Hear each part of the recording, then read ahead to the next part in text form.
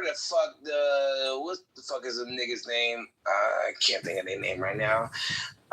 Then we also have we're still waiting for number 5. Yeah, nigga, and I'm giving it to you. It is. No, you're slow walking. It's. We have to say Gaza and Israel. All right. And if the United States decided to get involved, and your cousin decided he wanted to join the military, the answer to your question from earlier is that he's going to. I would tell him absolutely not, because all of those conflicts does not have any U.S. Interests at heart. None of them. But what if yes, they fucking do. It's called international relations. It's called being the controlling power of the world. What the fuck? In nature, spaces abhor that. And in geopolitics, when this happens, what happens is some sort of regional or larger power takes over, does something incredibly despotic and cruel, and then rules it through fiat. You're just wrong. Okay, so what in the fuck does my cousin DeAndre got to do with some Israeli Haji niggas shooting at each other? Because if his got shit to do with that. That ain't his business. That's your business. If his commander, no, it's not. We're an ally of Israel and bound by treaty. No. Why is somebody so fucking illiterate bothering to have an opinion? Good God. I mean, it's the same guy telling us that Lockheed Martin sells schematics. I think Lockheed Martin sells schematics. Talking about. I think if you sign up in the military and you want to have an opinion about where you're going to be deployed, I think you're off base at the beginning. Out of his mind. That doesn't happen. Yeah, I mean, Marshall, he's out of his mind here, because when he talks about what Lockheed Martin sells, not able to have discussions. He has no idea what Lockheed Martin sells. Yeah. No, he doesn't have any idea, because if he did, he would understand that Lockheed Martin's largest sale came from fucking commercial aircraft. Well, dude, he said what sounded like the F-23, which, if he is referring to the F-22, the F-23 isn't. It wouldn't be Lockheed Martin. It's a Northrop development, and it's not sold. If he means the F-22, it's not sold outside the United States. So I don't have any idea what he's talking about. And when they do sell planes, especially if we're not going to sell the schematics. I mean, we usually have to make, don't we have to make them, most countries, I think Israel, for whatever reason, did something to where they don't have to, but generally I think they have to get the codes in order to even operate their fighter jets every day.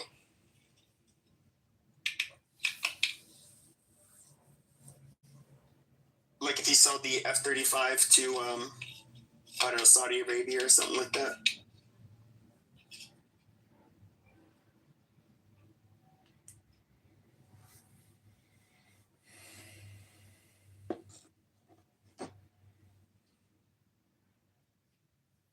Is it quiet or is my shit fucked up? Nah, it's quiet. Somebody kick Pierre down. We lost that other dude, so it became quiet. Pierre doesn't want to fight. Well, it's just a waste of time because he has no idea what he's talking about. He's literally wrong on every single subject. And not just wrong, but like just saying things that are like obviously wrong. He's right that the Iran war is bullshit. He's right that the Iran war is bullshit. Yeah, that could be. But what he was wrong about that war was he said that the U.S. should not be allies with Europe because we don't get anything out of them, and that we should be allies with Iran because we could buy oil from them. I mean, it's just the most. A little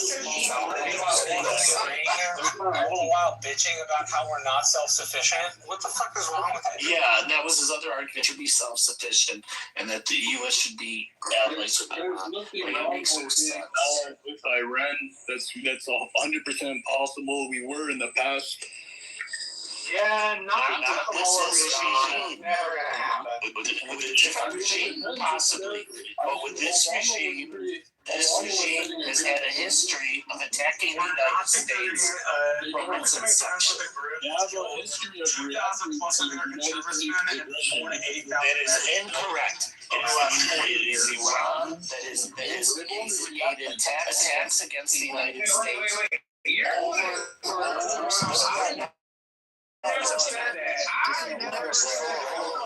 Peter, we gonna let you know.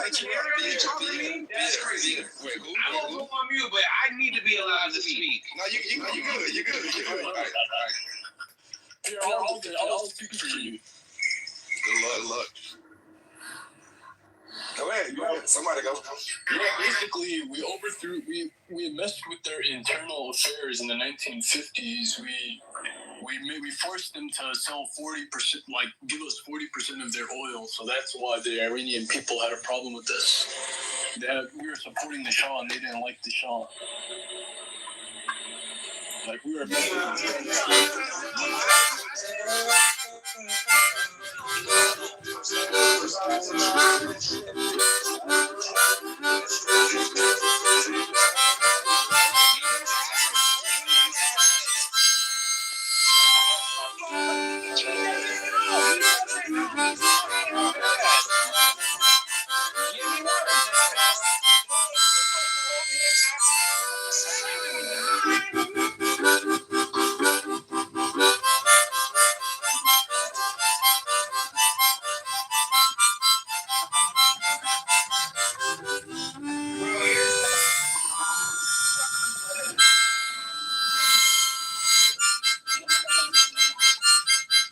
Coalition forces, cyber attacks against U.S. institutions in 2019.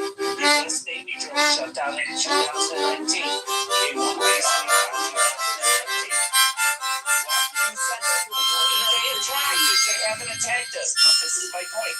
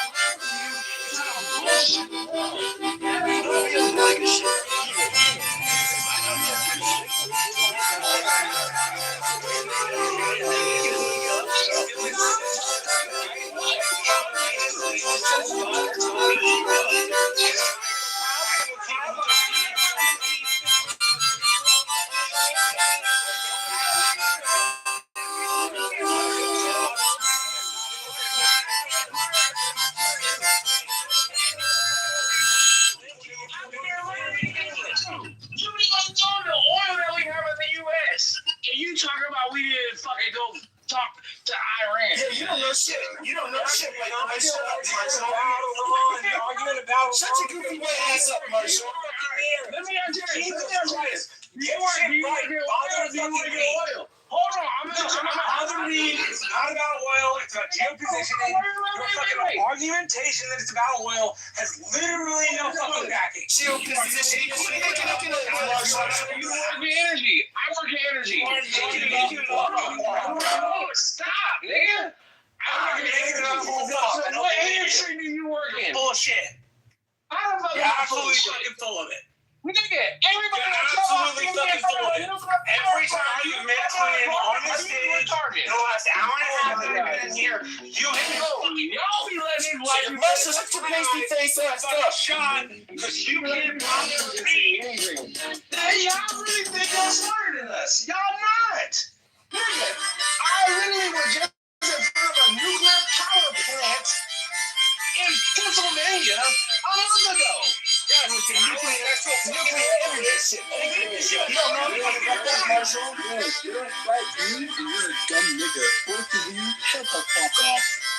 Nah, I'm good. I'll continue if I please.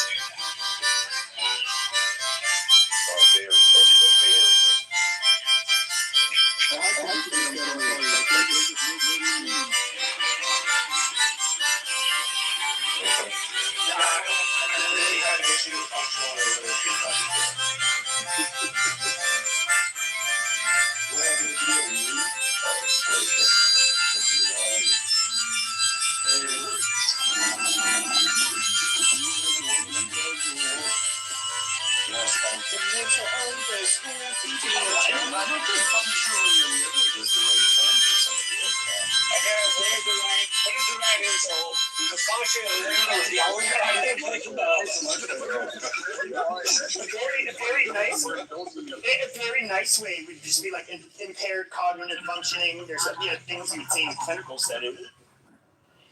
Yeah, I think Randy Fine was using him as a dishonestly attach that guy to the anti-Iran, anti-Israel criticism. Randy Fine wants all of the gods and children to starve. Eat all of their fucking UN food aid. Exactly.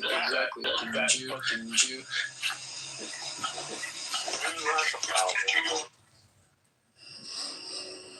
Okay. No,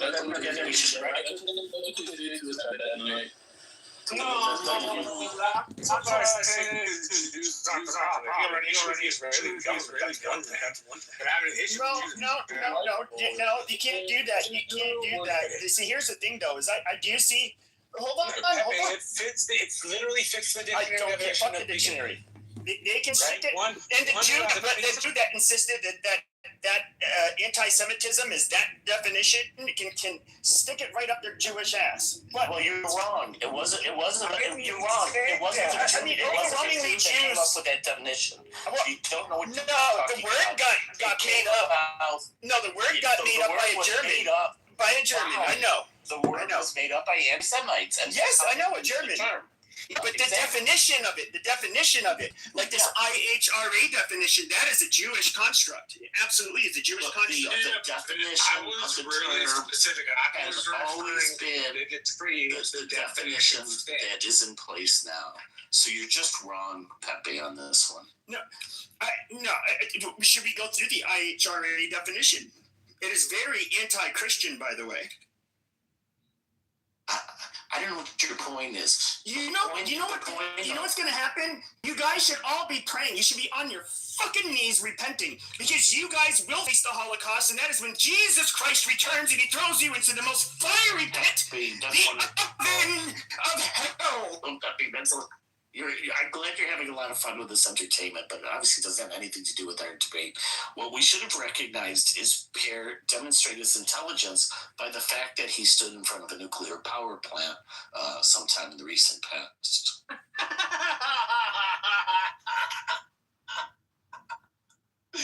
That's a good. He literally said that.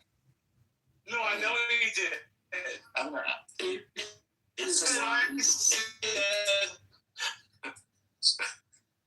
Yeah. The point was that he was smart. He was. Marshall's Butters. I mean, that guy is retarded. He came in here. He came in the room to fight. If I'm Butter from South Park, I will fucking take that. Butters is occasionally cool, so I'll take it.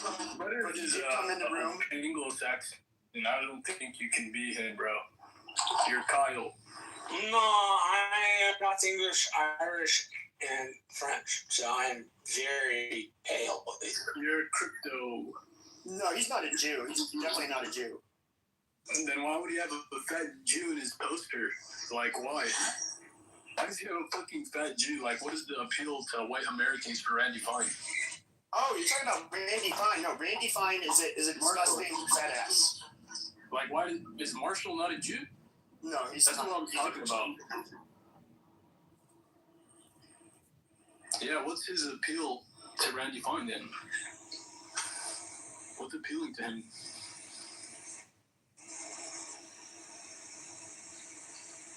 Like, he's fat. He doesn't even mock. So are you Jewish? Why do you like Randy Fine? Not that I just like Randy. I just like Randy Fine. I just don't like the history of saying something about an entire Oh, a German. No, but the definition of it, like this IHRA definition, that is a Jewish construct. Absolutely, it's a Jewish construct. I will specific. I've always been agreeing with the definitions and just in place now. So you're just wrong on this one. No, should we go through the IHRA definition? It is very anti-Christian, by the way. I'm talking about Randy Fine. In high school, I had one of my. I know, but now you want them all. Yeah, you want. Like one of my best friends is black. I'm not a racist. Yeah, bro, I don't. One of my best friends was Yeah, Jewish, I don't but care I ended up about drawing him young mindset and showing a big fucking rock on him to make sure he was dead afterwards. What do you mean by organized Jews? I care about organized Jews and what they do. I don't care about individual Jews. Well, there. Like Then you ADL, should call them out by name. that's another thing. Israel, that's another thing. The problem with your statement It's not that you're against organized Jews. You're against civic organized Jews, like the two organizations you mentioned. So you should mention those names. It's like me saying I'm against organized blacks because I'm against some black organization. That would be inappropriate to say. Let me rephrase or let me clarify. So I believe that Jews, that they act as a state within a state because they're transnational and they're stateless. So wherever they are, they all work together. They have an inside bias, basically, that they're all. They're rootless. No, that's true. They're rootless. No, they're rootless cosmopolitans with their. Ethnic groups always tend to have their preferences. In-groups always tend to have their preferences. We're not talking about anything more than a preference in an in-group. And these people, they all work together in tandem in key industries. This is called racism, anti-Semitism. The Jews don't run Hollywood. You're a fucking bigot for even thinking that. It's such bullshit. Oh, yeah. All I gotta say is this is is an awful lot of explanation for a statement that was overly simplistic and broad. Like you don't need to, you didn't need to argue with me. You could have just said, Marshall, I really didn't intend to. Sorry, like that's not how I see it. Instead, you like had to broaden your statement and go, well, I only mean it this way, and then I only mean it this way. And then even Pepe was like, come on, bro, you don't like James. No, I'm not gonna concede that I hate every single Jew. No. Just the ones that practice Judaism and like is Just most of them. Yeah. I would say a lot of them that are, I guess it would be a lot. That's like the definition of bigotry. I'm sorry, just like if you want to look at, if you want to double check me, look up Merriam Webster. That's Jew written by Jews. You're not gonna do it. So if I hate a lot of Germans during Nazi Germany, would that be like racist or ism? Like, Would be. Yeah, we were never talking about Germans. We were talking. so what? For Jews, like how Jews made the term Nazi? Very specific organizations that you mentioned you don't like. You don't like the ADL. You don't like APAC. The ADL does suck. Like that. That is not racist. It's called Marxism. We already have a word for it. It's called Marxism. Marxism. That's when Jews are supremacists and hate us. It's called Oh yeah. So all of those things you're talking about are bigotry. I'll say Nazi. You fucking Nazi. No, it's Marxist. I guess. That's the term that it's like a decade old. Like the Jews that think that they are they deserve everything because they have some divine right to be the light of the world and to rule everything and basically be the ones that influence everything and all of that is Marxism, and you need to call those fuckers out. Yeah. Don't let that hoity-toity Jew get on his pedestal and say how, you're an anti-Semite. No, you say, shut your mouth, Jew, in the name of Jesus Christ. In God's name. You put him in his place. That worked so well for the Catholics when they tried it the first fucking time. Yeah, then we'll do it again. Yep. What you're saying goes against the Catholic Church. So you want to be anti-Catholic? No, I'm but it goes Crusader. against the Catholic Church. I'm a fucking Crusader. Well, you reject the Catholic Church. No, I don't. You reject the authority of the Pope. You reject the authority of the Vatican Council, and that's a position you can take. But it's an anti-Catholic. No, it's perfectly in line. No, it goes against the Catholic Church. Doesn't fit with the Christianity condemns the Jews. Not the Catholic Church, though. The Catholic Church does not. The Catholic Church is very specific on this. All of a sudden, the 2,000 years, after 2,000 years, the church ends up putting out this opinion that, it's not right to blame the Jews for dying Jesus. Even though they did kill him, It's not after 2,000 years. So if you knew almost the history of 2,000 the church, no, nowhere near 2,000 years. If you knew the history of the church, you would know that this position evolved over time, and they were not always anti-Jewish. Mostly anti-Jewish. No, they weren't. The history of They started as a Jewish sect. They were not anti-Jewish. The history of the early church over time, and the phenomenon you're talking about is a medieval. I rebuke you in the name of Jesus. Quit talking to us, fellow Christians, and trying to. Dude, you can say whatever you want. You are trying history to manipulate a Christian. No, I'm not trying to manipulate evil Jewish thoughts. Keeping to history.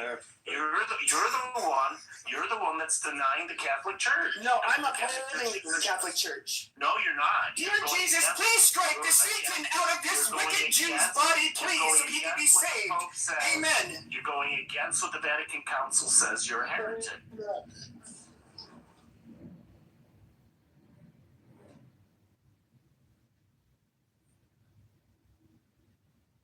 You made Marshall leave.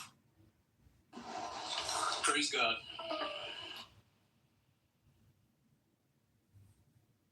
Did Pierre leave too? care was moved down, and I think Marshall left. Praise the Lord.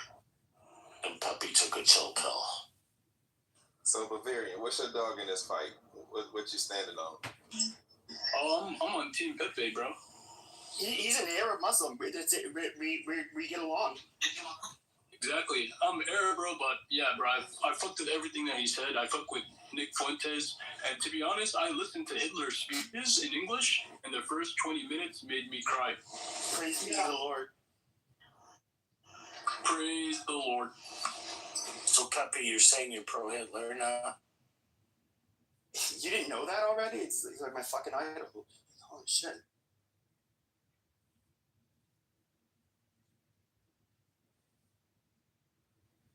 So Bavarian, what's the reason you don't like Jews? Because they captured every single industry, right? From banking to steel to the military industry, like everything, including the media. They social engineer the people with the media, right? So that's why we have feminism, LGBT, that's people are retarded. Every problem you can trace back to them. And they fucked up the economy, they run the banks, they're making us poor, we can't afford a home. When 30 years ago, we can do that working at McDonald's. So what happened? They're devaluing their currency, they're making us go to wars. They're fucking up my country. I shouldn't even be here. With my oil money, that's all I'm supposed to be doing. Bavarian, if that's true, so Bavarian, if all of that is true, why did they let you own? Be here. Why did they let you own a home 30 years ago then? Bro, if it was affordable. Right, but why did they allow it to be affordable? Because the market's got Jews. Affordable 30 years ago. Bro, because they didn't manipulate the markets the way that they have today. They didn't They didn't control the markets then, so Yes, all the Jewish speculators, the Jewish hedge fund managers, the greedy Jew. Right, and before they weren't Jews, but then they suddenly became Jews. No, the ones that weren't Jews. The one anti-Semite you guys hate so much, Mr. Ford. He even said, I will not pay my employees a wage where they cannot easily afford one of my automobiles. And then his whole problem is because the Jew financiers came in. They're like, we can get some schmeckles out of these people. Let's not pay them these guys a silly living wage. And they tried to teach them about all the money. So Pepe, when did this happen?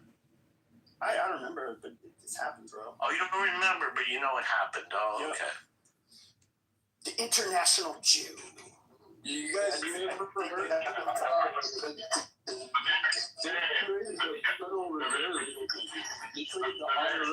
a question for you, Barry. You said the Jews did all this stuff, right? So why did they miss indoctrinating you? You said what? Why did they? I'm not, because I'm Muslim. At the end of the day, I'm Arab. We already know that the Jews are fucked up. I know, but So how did they? Growing up, I never believed the Holocaust. Yeah, Catholics and Muslims have immunity through our faiths. We don't come to the Jews like. Let me talk to him, please. As a kid, I didn't believe in the Holocaust. I know, I understand. All the stuff you said, I got it. My question is, you are so indoctrinated by this one people group that you are. If they did not indoctrinate you, why are you so focused on? Bro, they indoctrinate everyone in most of the society. Like you though, how did you get so indoctrinated by the rhetoric that you say? Indoctrinated by what rhetoric? I don't get it. By Jewish rhetoric? Yes. I'm indoctrinated by Jews. I don't support Jews. Oh, okay. Wait a minute. Hold on. You don't support them. I'm thinking rich if you don't support them. You said what? How do they make money not participating and giving them money? When I buy things because they own all the corporations. Well, that's no choice. I can't live Amish. You can't live. You could live Amish. Why can't you be Amish? Well, I'm not. First of all, I'm not Amish. You're not. I know. My question I'm an immigrant, bro. I can't really do that. It's hard for me to do. I don't have the money. I don't have Jews are an ethno-religion. You can't just join. Okay. Hold on, Pepe. Please, Pepe, I got it. So farmland, bro. I got it. I know that. And do you think all the land around the world are owned by Jews? No, I mean, but I was born here in America, bro. I know that. They destroyed my home country by the Jews and America. Okay, so give me one thing. I just want one thing. What have the Jews destroyed that you know that affects you? America. Okay, America. No. Exactly. No. Give me something specific. That's too broad. So they did the banking system and the economy. So we can't afford it. Okay. No. You're doing multiple things. Okay, thank you. Please explain to me, how did the Jews destroy banking? So first of all, they monopolized banks, right? All right. You know what? Right now. Fractional reserve banking. Their banking policies like that. Like they lend out majority of what's in the bank. I blame plastic for all of this shit, fam. He's the one that So I'm asking you this last question. This is my last question for you. Do you know how many total Jews there are in the world? Yeah, 5 of them. Yeah. How many total Jews in the world? 5. They're like 0.02 of America in the world. In Israel, there's like 15 million. I don't know how much around the world exactly. No, it's like 16 or 17 million, I think. So okay. So thanks, Pepe. So let's say there's 16 days. There's 8.4 billion people on planet Earth. And what you want me to believe is that these 16 million people is controlling the whole world. You don't know that they own the slave markets and the slave No. The markets were closed. Dude, they did not own the slave markets. That's Hold on, guys. They were closed on Saturday. Hold on. I'm going to say this to you again. You want us to believe that 16 million religious Jews or non-religious Jews run the whole world and work. Okay, hold on. So is that what you're submitting to all of us? I just want to make sure. I believe that they have monopolies in key industries, and that allows them to act as a state within a state. So that's exactly what you would expect us to believe. All right. You expect us to believe on a planet of 8 billion people and 16 million people control it? Before anything, can I ask you one question? Let's get back to specifics. Can I ask you one question? So he said that fractional reserve banking was an example of the Jews taking over the banking system. Fractional reserve banking in the United States goes back to 1781. So don't give me this BS that the Jews were behind it. I said that's one of their policies. who controlled Yeah, but banking you're back wrong. in the 1700s?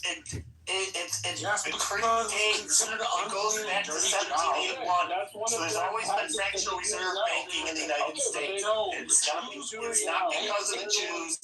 It's nothing to do with the Jews. They had to cut interest rates, so you shoved the Jews into doing it. That's So not there true. are a lot of people who are Jewish in banking, but they don't control anything. They made the Civil Rights Act to end the immigration policies. They brought me into this fucking country. They create the immigration policies.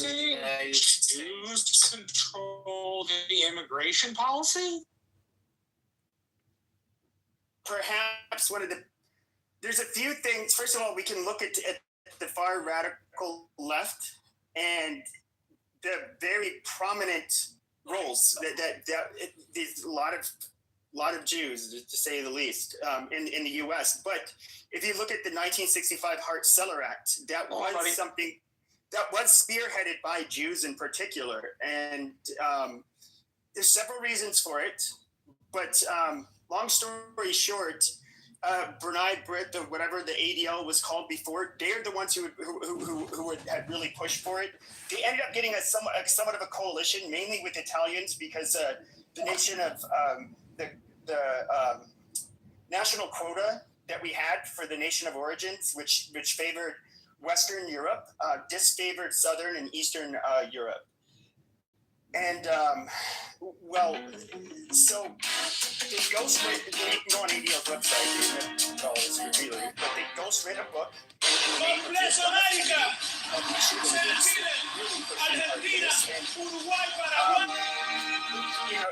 the time, many of them, given their opinions, Jews did feel uncomfortable living in a country that was largely homogenous, where they were racist, because, you know, those kinds of populations usually turned on them.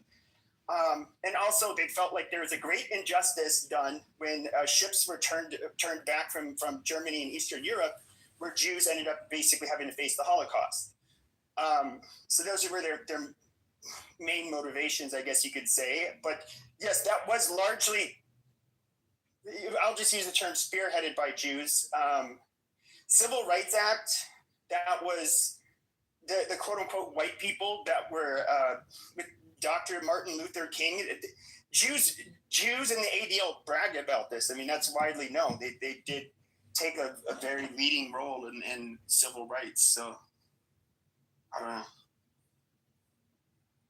Yeah, you don't know much, Pepe. Try reading a history book sometime. I'd like to answer the question of why are you jealous of Trump? That's really just a fake title, kind of like a lot of the bullshit that Pepe says about Jews, because he's got a limited scope of understanding and very limited awareness of who the Jews are, what they do, when everybody's personal lives is all about. Pepe just spreads his misinformation and hate speech because he's low IQ and he's got brain rot. But the truth about Trump is that everyone on this app, from liberal to Democrat, anybody with hate in their heart is merely projecting onto our glorious orange president because he's evergreen. Evergreen means catch-all. And so if you hate something about yourself, many people project that onto Trump, and that's called ad hominem projection. In the same way that Pepe projects onto the Jews his own inferiority complex, lack of intelligence, lack of self-esteem, lack of height, lack of decorum, because any young man that says the N-word 100,000 times in just a couple of years and praises Hitler clearly was a boxer for too long, and he's got brain mush, brain rot. That's where the actual hard part of the frontal cortex dissolves and liquefies, and you become the R-word, very much like Pepe and other R-word people who spend 40 hours a week thinking about J-words when they could be reading a book, going to the gym, making money, making love to a woman, doing something, gardening, woodworking, anything other than talking about a group of minorities because their self-esteem is in the garbage. I rest my case, and I am complete.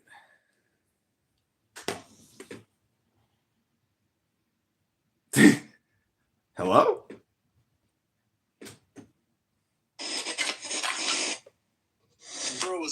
Bro was yapping, I swear to God. Yapping. Could not follow it. Because you don't speak English. That was a good roast. Gotta record all these good roasts, you know?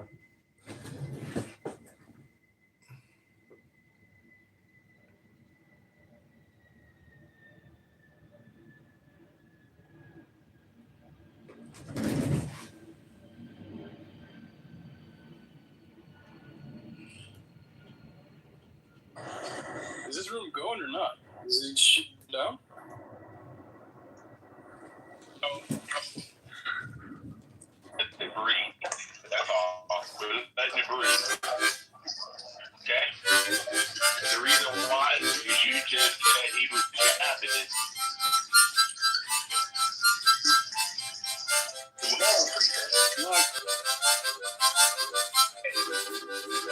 It's the title of the room.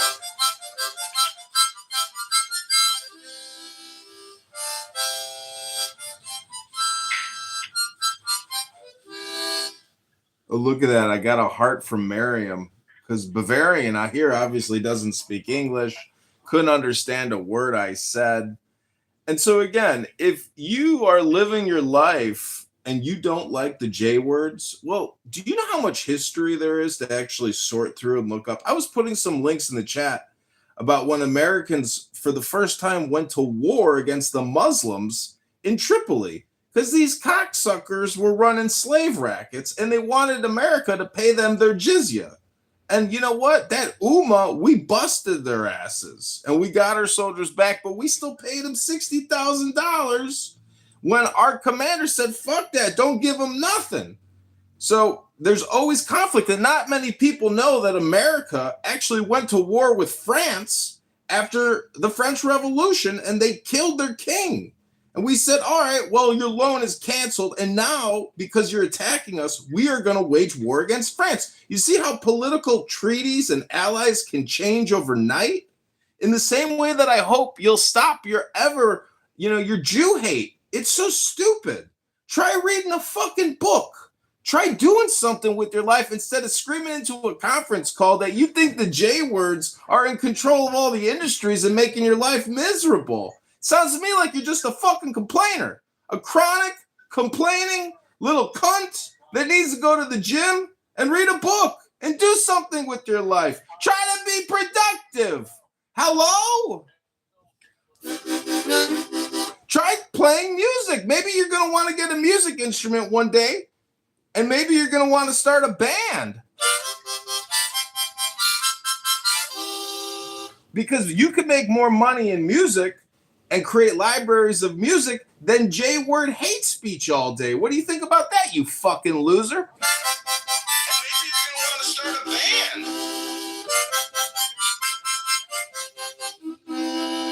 Not many people like the Beatles, but at least they didn't spread hate messaging all day long because their brains were the size of my fucking testicle. You know, you got little brain syndrome. You need to be creative in life. You can't just go around complaining all the time like Pepe. That makes you pathetic. No woman can respect a man that screams into his phone J-word hate speech all day or even N-word speech all day. Hello? Hello! This is the John Kitover Band bringing you your reverse-engineered anti-Semitic reverse hate speech propaganda of the day to defeat the low IQ rats.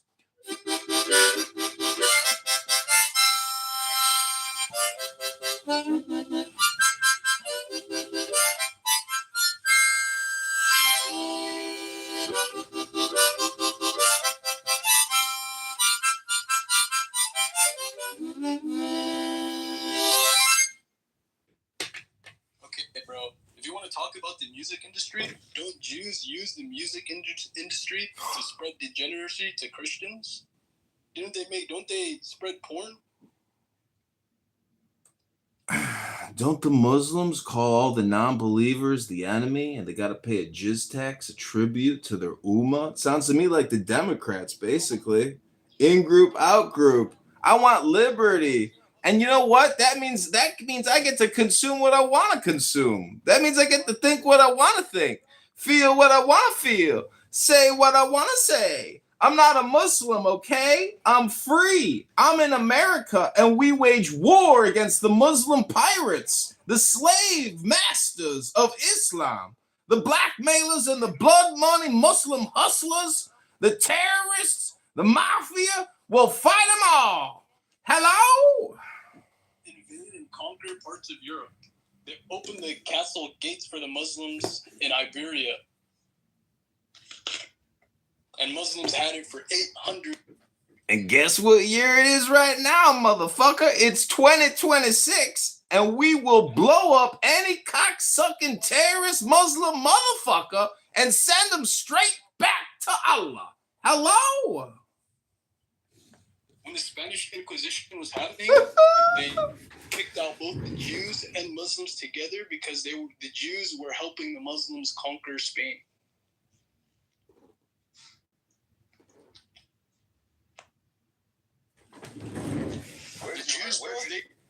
Oh yeah, post the link to that, big guy. Let's read your history. Guess what? Guess what the racist Christians of Spain did when they kicked the Muslims out? They were like, you know what? Let's kick them all out because we hate everybody. That's what happened, man. It's not because the Jews were conspiring to overthrow the Christians. Besides, again, it's 2026 and we got a constitutional Republican form of democracy here. I don't know what century you live in, you fucking Muslim rat, but it's 2026, bitch. and you better come in compliance, or we will send the Marines back into your country to teach you a lesson that you will never forget. Hello? Hey, boy. Okay, Goldstein. What is going on around here? Thanks for the harmonica, Goldstein. Oh no, I heard it. Trust me, I heard it. We'll talk about it in a second. That was one for the ages. Oh my gosh. Edward, we kept going, but I ended up relenting. Let's go there. Let's go there. Hey, Edward, don't the Jews spread degeneracy with the entertainment industry? I'm sorry. Hold on 1 second. Peruvian, what do you say? Don't the Jews spread degeneracy with the entertainment industry that they have a monopoly on? I have no clue. Where do you get that information from? You have no clue? So, do they have a monopoly in Hollywood?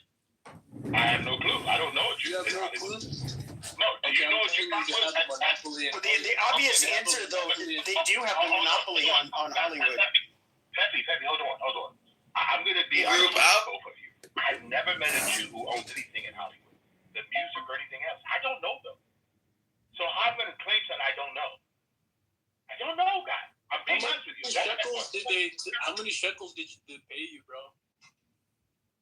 Okay, first of all, I'm trying to be real with you, and I know that you like comedy, but I'm not a comedian, okay? I'm going to say to you again, I don't know a Jew that owns anything in Hollywood. I don't know a Jew that put out anything degenerate. I don't know them. Never met I don't know them personally either, but people like Harvey Weinstein. I know. Hold on, sir. What about Dan Snyder? Okay, listen to me. You don't know these people? What are you talking about? No, I don't know them. You don't know Steven Spielberg? Okay, hold on, guys. Hold on, please. I'm going to say this to you again. If you believe that you can just get on any speaker or mic and just talk because you've heard of a name or saw it in the media, and now you're going to go out and actually proclaim it, it shows people how much more that you have zero evidence of anything. You're just talking. Okay?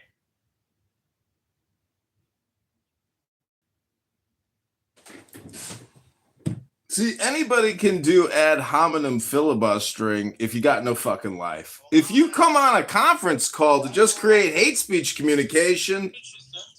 So, then a Jew ended up responding. I forget which mainstream publication this was. He's like, no, actually, he's correct. We do run Hollywood. And those that ran all of the major studios, all Jewish. Now, Jews they were the pioneers, the founders of Hollywood. So, you know, it's not like they infiltrated and did something, but and took it over. But that is one. I know. Let me ask you a question, Pepe. You said they run it, right? Yeah. I'm gonna ask you a question. So you're telling me that everybody that works in Hollywood is made to work there? That doesn't change the fact of who ultimately runs it. No. I'm just answer my question. You're correct. It does not change the fact who runs it. But I do have a choice of where I work. Correct? Yeah. So. And I don't work in Hollywood. I know no Jew in Hollywood. I don't know anything about the music they're putting out. And you know what? I don't choose to work in that industry or profession. So I hear you loud and clear. But what you asked me, and Bergen asked me, do I know this? I do not have any firsthand evidence of who runs anything. Okay. I don't. We get it. I posted something in the chat.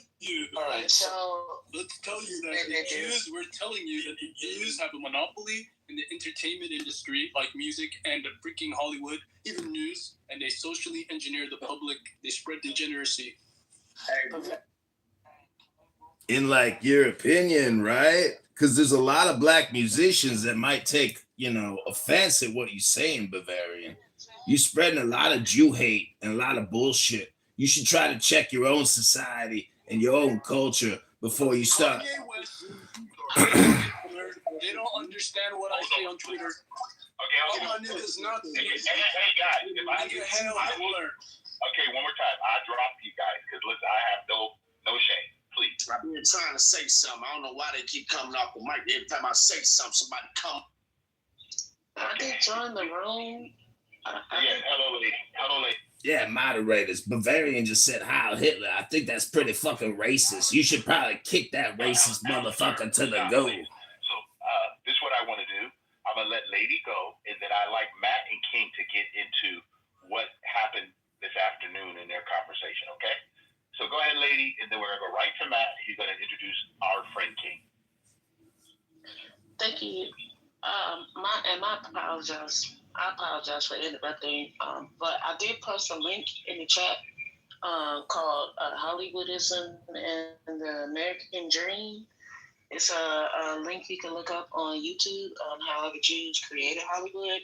It's a very, very interesting documentary about how they created like television, entertainment during that time. And this happened like after the First World War, which was dealing with like Germany and I forget the other country they were born with. I don't know if it was the U.S., but I think it was the U.S. and Germany. I know the U.S. was a part of it. But anyway, it definitely deals with how they started to curate and create entertainment, because that was during the time when the first black and white TV was made and all of that stuff. And making movies, and they created blackface and all of those things. So all of that. Don't forget the technology involved to actually distribute, manufacture, produce films at scale, not just all the negative shit you're talking about. I'm almost done.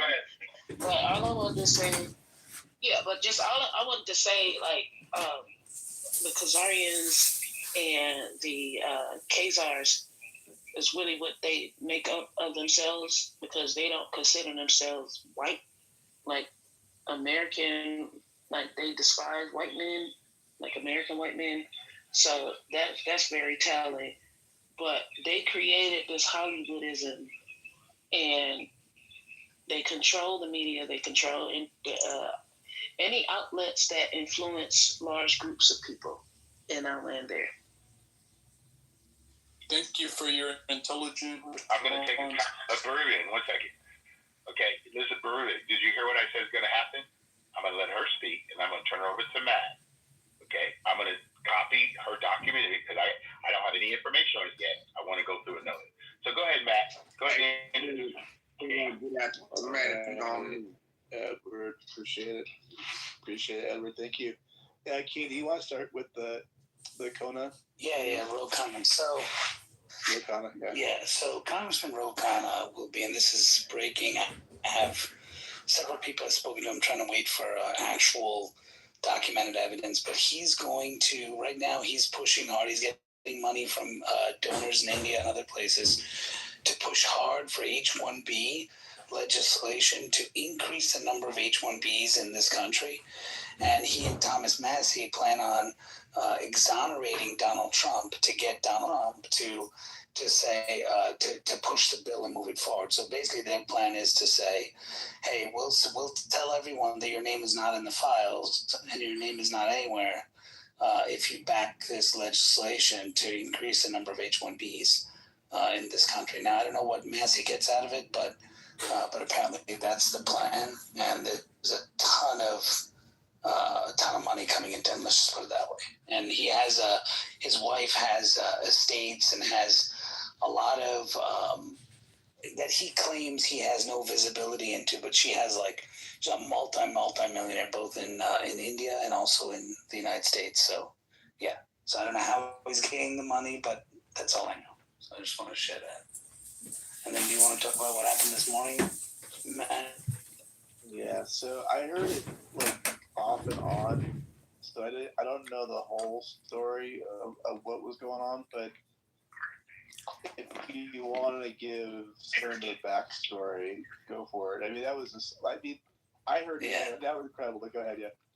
Yeah, so, everyone's friend Ben was in Patty's room, and basically, so this guy came up, I forgot what that guy's name was, but he made a comment saying, the way Donald Trump, he was talks to media and talks to reporters is horrible. A president should be more respectful when they're talking. I said, like, okay, yeah, Donald Trump talks horribly to reporters, true.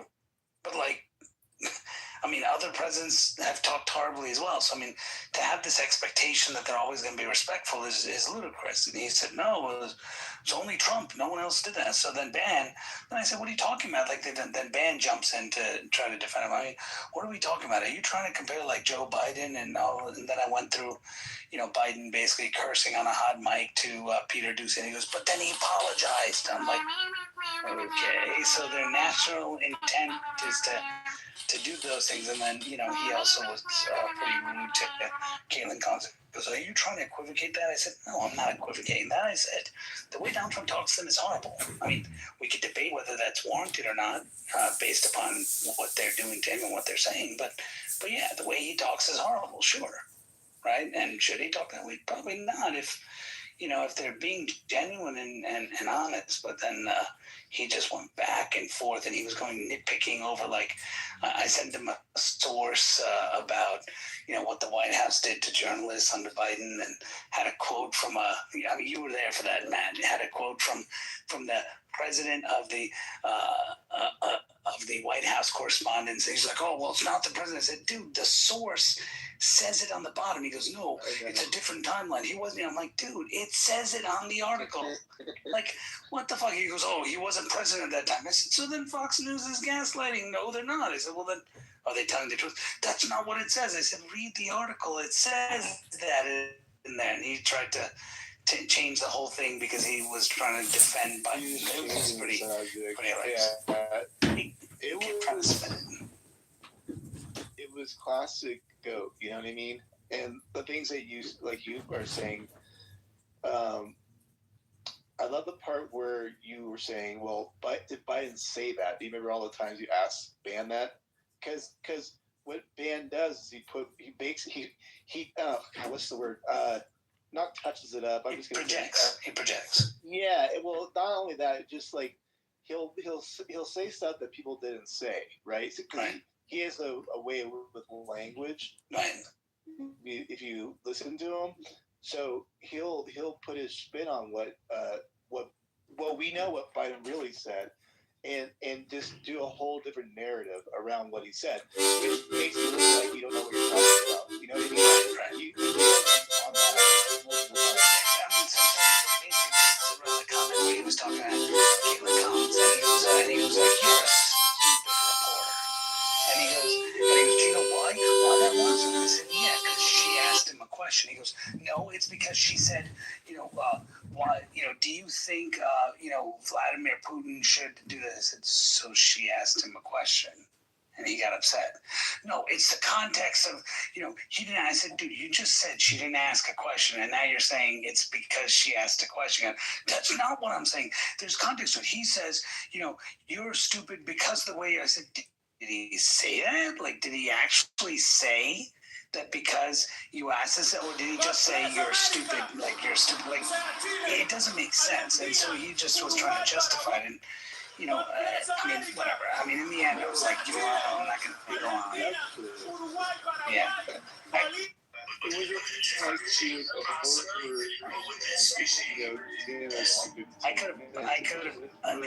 I in the end relented because number one, I had to get back to work.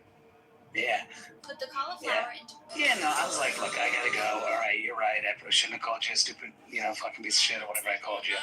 Yeah, you're right. I was wrong. Let's move on, Okay, yeah, you're right. I was wrong, man. You feel better, and all that. And just moved on. And I was like, the spirit is trying to... No. That's not what I was saying. I said, you made the comment. This guy made the premise that you were trying to hurt me and trying to say you're equating the two. You're trying to say no. I'm not trying to equate it. My premise is that Donald Trump is just. I mean, he's ruder than any other president. Now I didn't say this, but we could talk about the merits of why he is, he's ruder. I mean, that's a fact. He's ruder. He's more of a jerk to reporters than anyone else. He uses horrible language to talk about them compared to any other president. But at the same time, I mean, you can't say that no president does it. Everyone has been respectful and talking about borders. You can't say that was your point. By the way, that's your whole point. At the end, if you're saying that both all presidents have been disrespectful. Yeah, and Trump, and I said, look, I conceded it. Yeah, Trump is worse. That's what I said. Trump is worse than him. But to make this premise that they should be respectful at all times, which is what this guy is saying. Like, were you outraged when Biden was like, oh, then Ban says, oh, you give only 2 examples. To say that he was horrible with 2 examples, dude, the guy was cherry picking his questions. He was so. The problem is, all you're paying attention to is the media. You need to pay attention to the facts, not the media. Pay attention to the bullshit. Stay away from it. I think that even though somebody's gonna You need to, y'all need to download Newsmax. Oh, yeah, because they're not biased. Literally, straight up. Newsmax. Go on Newsmax and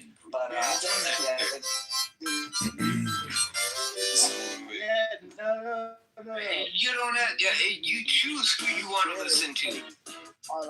You choose who you want to listen to. Like you choose how you want to listen to me. But check this out. But honestly, even Newsmax is a too. I mean, in news too, in a way, for our side, in that way. So I mean, it's hard to find down the middle, somewhat reasonable. But now, what I was gonna say was, I mean, for how much shit Trump does get from the media. I mean, is the number 90% negative coverage? Is that real? Does anybody know that? Negative coverage. But then, people like Ben will say, yeah, but he's got a whole network. Like, look at what he does with Laura Ingraham and all this stuff. And I was going to go down this road, but then I was like, if you guys were on stage, at least had a couple more people on stage, I would have done it.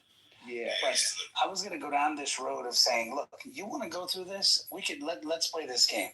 That's a wrong area to be in. I don't know why anybody would want to challenge us in the media area. That's been Matt, my biggest thing so far is they've been complicit. Well, Matt, they'll say Fox News and list. The thing to be very clear on, and you can do it right now, Google Fox News nightly lineup, right? And you'll see that they don't consider 8 p.m. to 11 p.m. as news. They don't. But they call Abby Phillips news. They call, CNN calls Abby Phillips news. Right? What's that dude? The guy they always. Yeah, Anderson Cooper. They call him news. Wolf Blitzer. Yeah. McDonald. They call him. They call Caitlin Collins. They call her news, right? So they call these guys news, right? Now on Fox, they have Brett Baer. Brett Baer is probably their only true news anchor. And he's at 6 or 7, right? They have the 5 before that, which is like a talk show type thing, right? So to say that, well, look at Fox. Fox had a lot of viewers, but they're more about entertainment. It's like WWE, right? You watch, it's entertainment, right? Yes, they're talking about the day's events. They're talking about news, but they're clear that our news is opinion. And they call it their opinion section. They don't call Laura Ingraham a news anchor. In fact, if there's news to be broken, she gets interrupted by an anchor who comes and says, here's what occurred. And Laura's the person comes up, which is interesting. Right. So how does anybody consider him a non-biased source? If you guys ever listen to that guy, I mean, it's just constant diarrhea, TDS on his part. I mean, I don't understand how anybody can think that anything that he's saying is not completely biased. You know what I mean? And that's played all day over in the Lisa 420 lounge. I'm like, oh my god, at least be somewhat reasonable. I don't even think that guy's brought up one thing about Trump that's somewhat reasonable. That was my point. Yep. It's really bad. It's really like, why can't I say that that's a propaganda arm of the media? Like, why can't I? You had a media that was complicit, except Fox, that was complicit in covering in covering up for a president of the United States' mental condition because it was the right thing to do because it would make the Donald Trump faction excited. It would give him a reason to win. It would allow Republicans to take charge. So they made a knowing effort to say we're going to mislead the American public on this. And then you have Jake Tapper come out and write a book after the election. Because why write it? Because if we write it beforehand, then it could impact, him acting like he didn't know about this all the time. Meanwhile, these guys were complicit. See, it's interesting because people are still holding Jake Tapper in reverence. They're still holding Nora O'Donnell. I mean, what's his name? Ben was going off about, oh, look at how she spoke. I don't know if you heard that shit, but, oh, look at what she said. I said, dude, ask the question the way you ask it. Like, oh, well, what do you mean? How should she ask it? She asked about his intentions.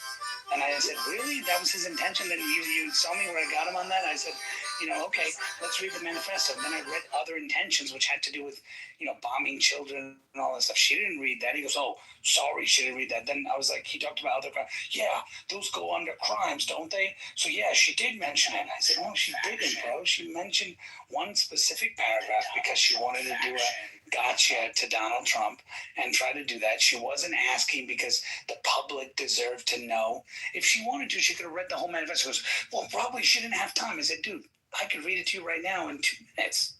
Are you saying she doesn't have 2 minutes of time to come on?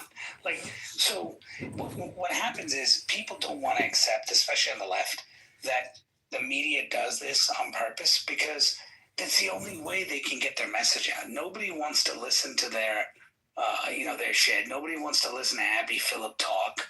Nobody wants to listen to these people, right? And so, they play this game. And I think it's important, Matt, that we hold that account. In fact, I would say we should do one room every month or every week or something on holding the media accountable and just talk about the most egregious reporting in the media. And that goes for social media too, like all of it, not just. Correct. Yeah, Correct. I mean, I think, and you bring that's a great point because going into this next cycle of elections coming up, it's not that far away. I mean, 2 years flies pretty quickly. We're gonna have to be getting to that mode of holding things accountable again. You know what I mean? So we might as well start doing it again. You're completely right on that. So, and look at the happening. I mean, right now there was, you look at how the propaganda of the Democratic Party has shaped some of the shit going on in this world is incredible. You have the German chancellor saying that Iran is essentially winning the war, right? Which is absolutely ludicrous. I mean, no, even Wall Street Journal won't say that. But you have the German chancellor saying why? Because they're reading shit that Hakeem Jeffries and others are talking about. And the problem here, honestly, is if you look at it, as a reporter asked Hakeem Jeffries, one reporter said, hey, your name was mentioned in the Epstein files.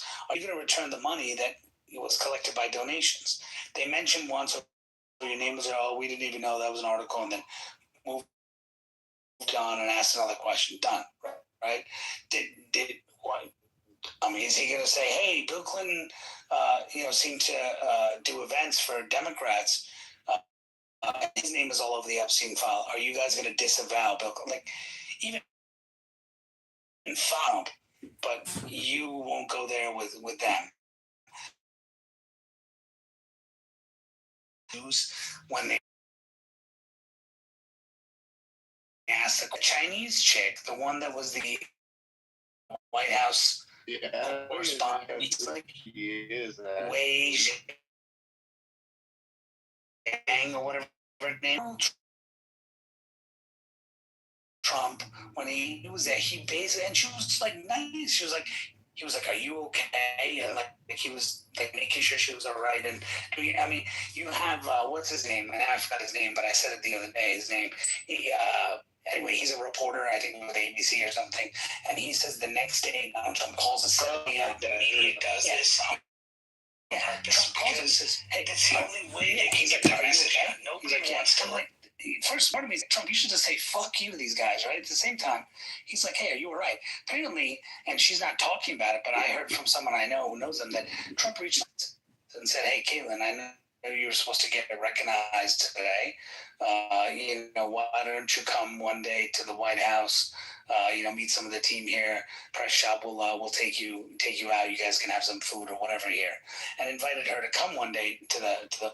And she won't talk about it because CNN will be like, blah blah blah. But and people say, well, anyone would do that. Well, true, but would Hitler do it? I mean, you guys call him Hitler, right? So would Hitler do that?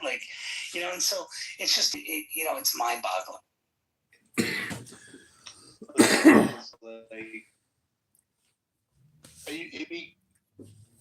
Maybe I'd be less on the media if, say, in that 60 days, which, by the way, I haven't watched anything I haven't here to watch, but if maybe there was, maybe like a question that is actually somewhat of interest to everybody. That makes sense, right? Not just one side. We don't get that anymore. Like, even as cheesy as it might sound, like just asking him about what does he think about the country, where do you think we're going? Like, that's a simple question that never gets asked anywhere. I think if you go back like 10, 15, 20 years, you'll see a reporter asking our president that kind of question. You know what I mean? Like, whatever happened to those kind of questions? All it is now is social media those kind kind of of world things, of trying to make headlines happen and trying to get and people with money and they want to make money. Backing these people to say. Yeah, I mean, they want to make money. I mean, so you're looking at it, right? Everyone wants a headline. I mean, you look at it at the White House Correspondents' Dinner. Shots fired, and the shooter's dead. The shooter's dead, and then they're wrong. But what bothers me is the media doesn't say, "Hey guys, we made it. Hey, we made a mistake. We wrongly reported that the shooter was dead." They just kind of go on, "Oh, so the shooter's alive, okay," and they don't go and say, "Hey, we were."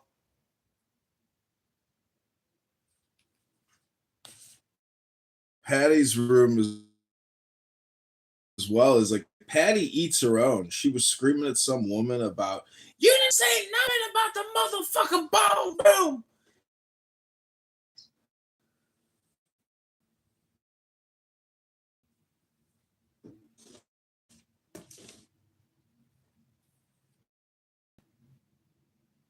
Hello?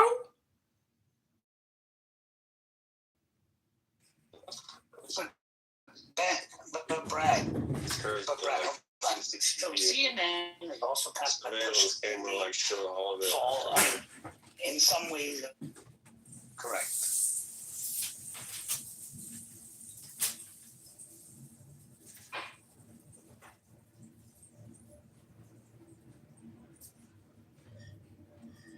You know for a fact. Brad, I'm not red pill. I'm just asking. Why do you know it for a fact?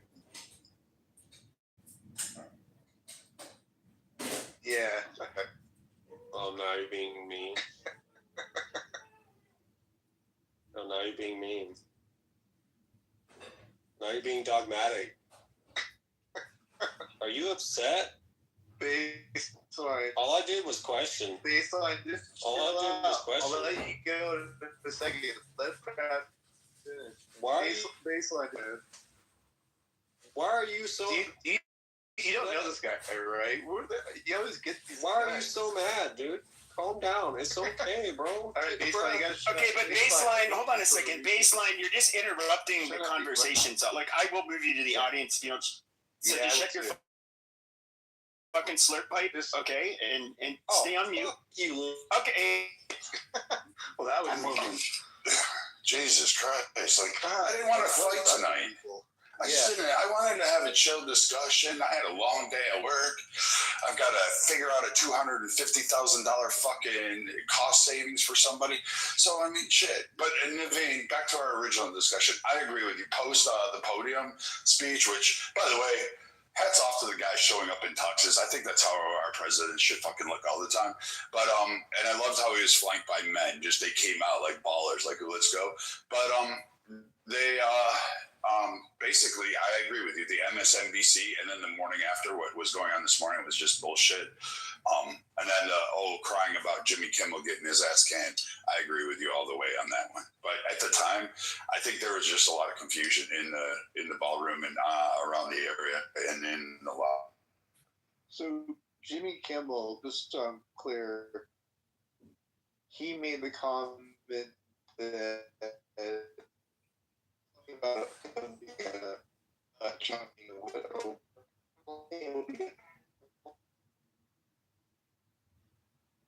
But that's like, you don't do that. I don't think that's funny. Like, could you imagine?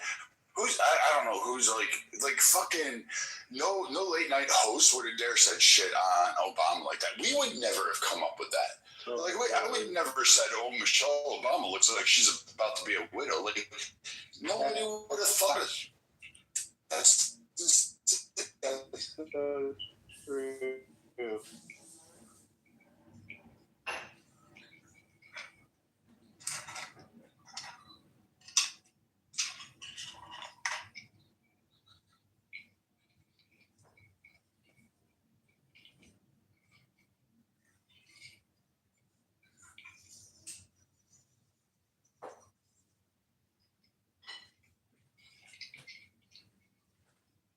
Well, I think it's his goodbye episode now.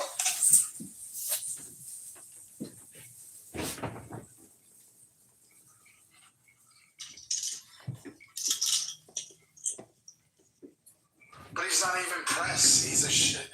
I personally say keep him on because we won in Michigan. I mean, it literally is. Well, Brett, the thing that bothers me is this, right?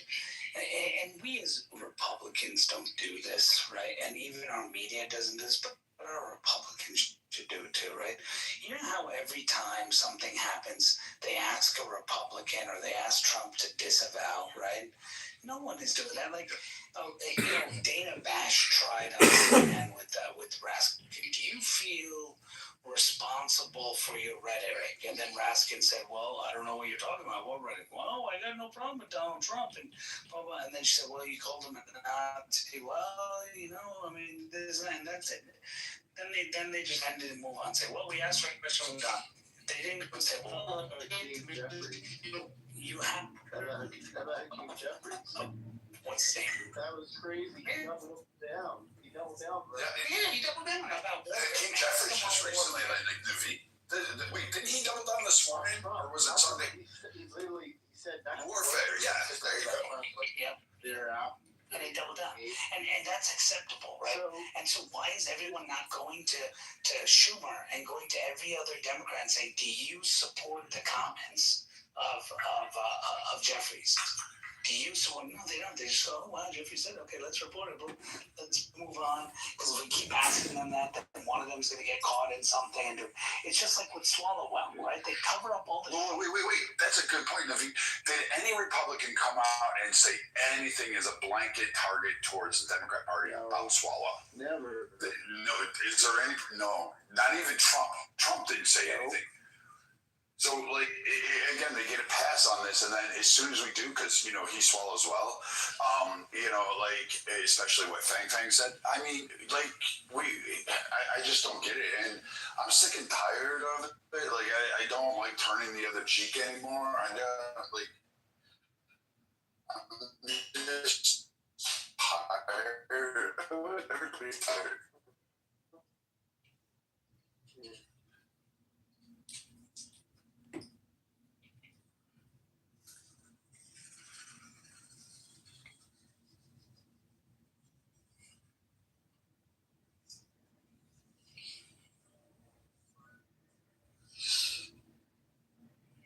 Hello?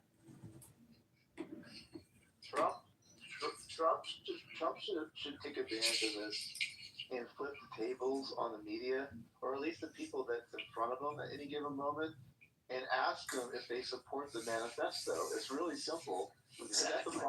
At the bottom of that, it's saying that he's a pedophile, that he's a rapist, and all these other things. And they've been saying that. So they should just get them on record. 60 Minutes with the bullshit or whatever that interview was.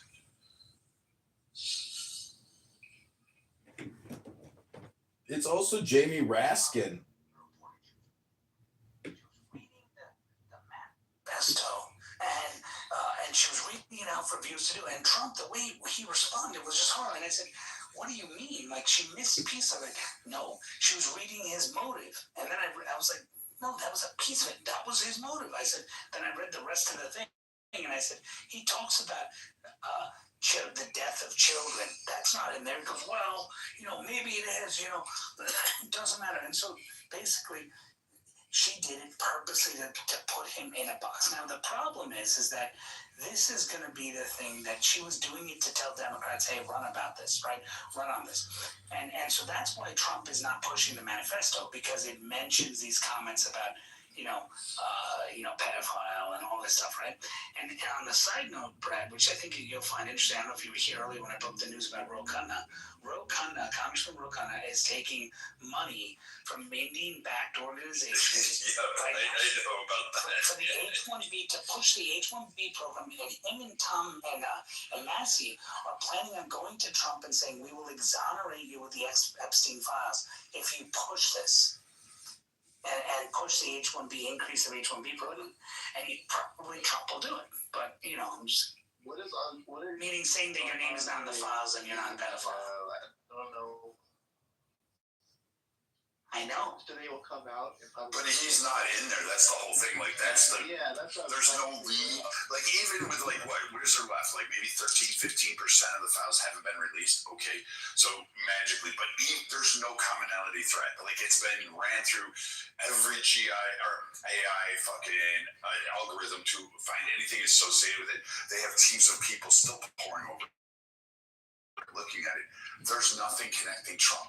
They were like, oh, he's on the flight logs. Yeah, but he never went to the island because he was on the flight logs before 1996 when the island was fucking born. So you don't have that you don't have that, like, signed, sealed, delivered. Like, it's only Trump. And they're not going after anybody else. They're not locking up anybody else. They're not targeting anybody else on that list. They're not protesting at anybody else's funds. It's only Trump that matters. And at this point, I would tell Trump, like, you guys don't give a fuck about the Epstein list. The only thing you care about was whether my name was associated with him in any kind of way. Clinton's in for a fucking shill of a fucking deputy. And just to make it look optical, and you let Hillary do her grandstand or Benghazi years ago.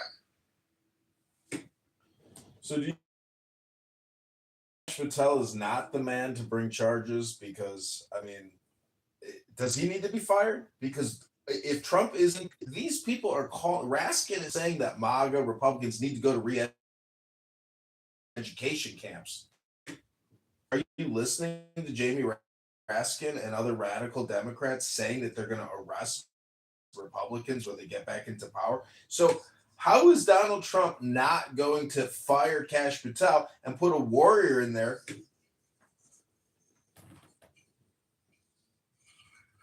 Kick me from the room to the goo.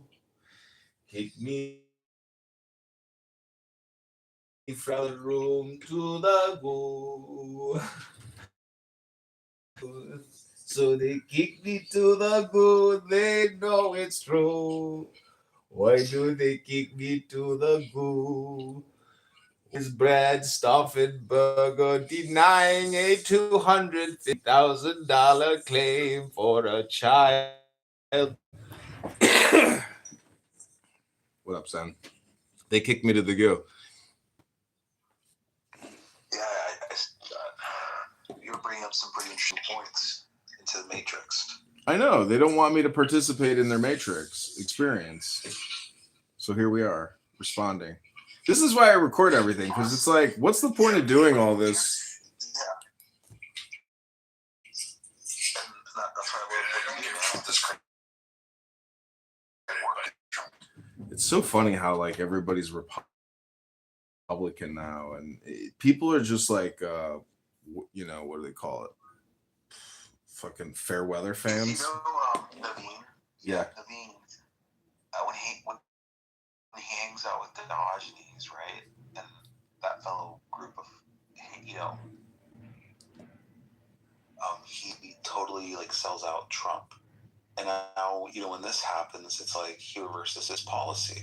He goes to supporting him again.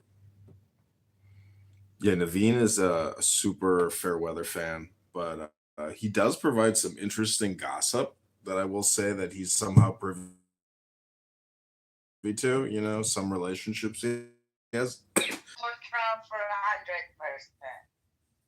100%, always, forever, right?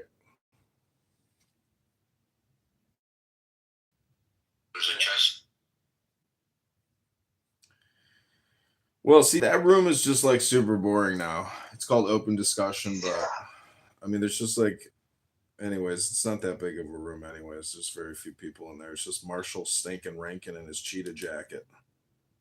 Dude, oh, that reminds me of like this one time in college, university, in biology class.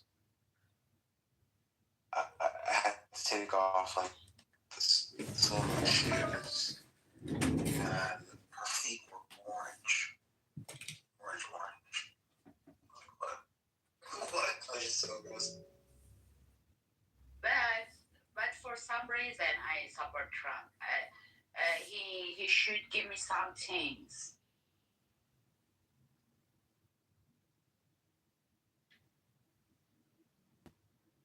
Do you have any wisdom to share, Miriam?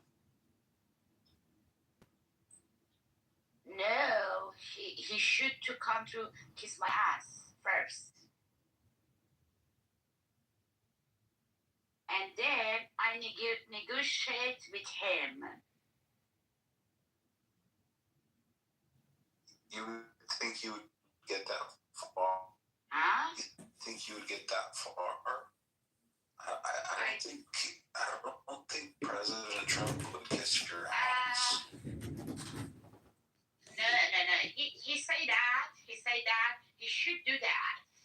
I never heard him say kiss my ass. No. I hear everything. Okay, that's enough for me.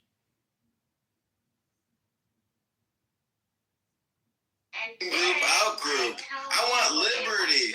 And you know what? That means I get to consume what I want to consume. That means I get to think what I want to think, feel what I want to feel, say what I want to say. I'm not a Muslim, okay? I'm free. I'm in America, and we wage war against the Muslim pirates, the slave masters of Islam.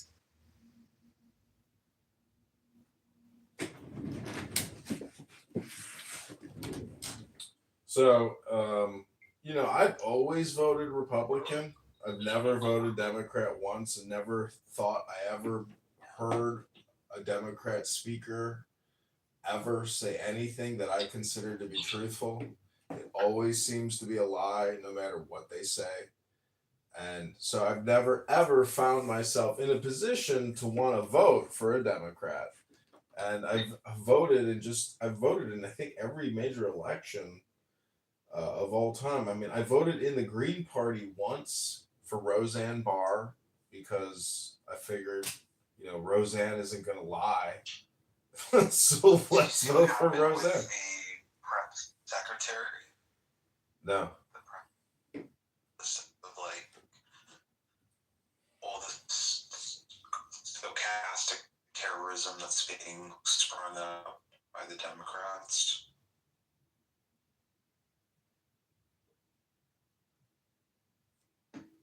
No, do explain.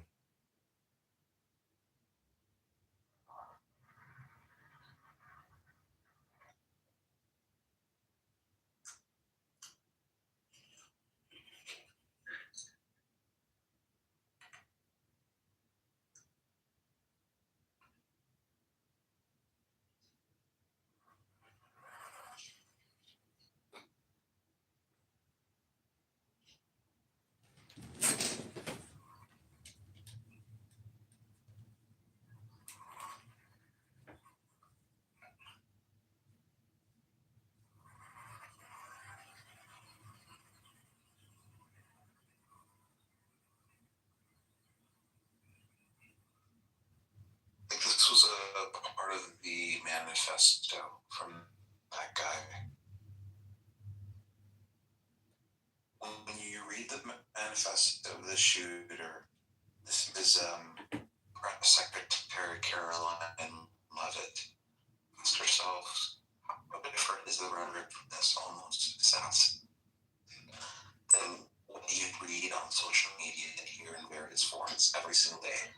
Yeah.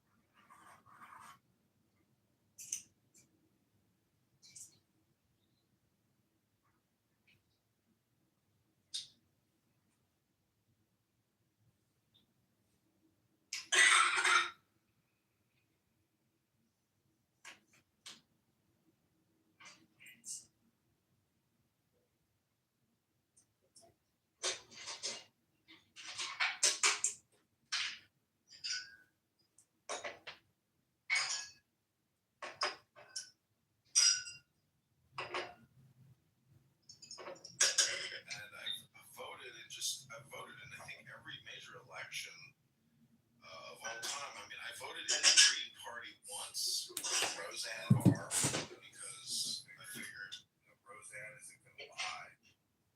So let's vote for Roseanne.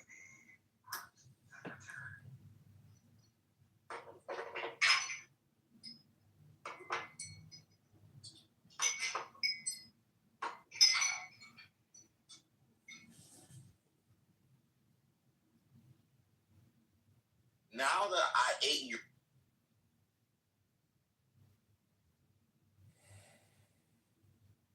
black homes that was in Boyle Heights.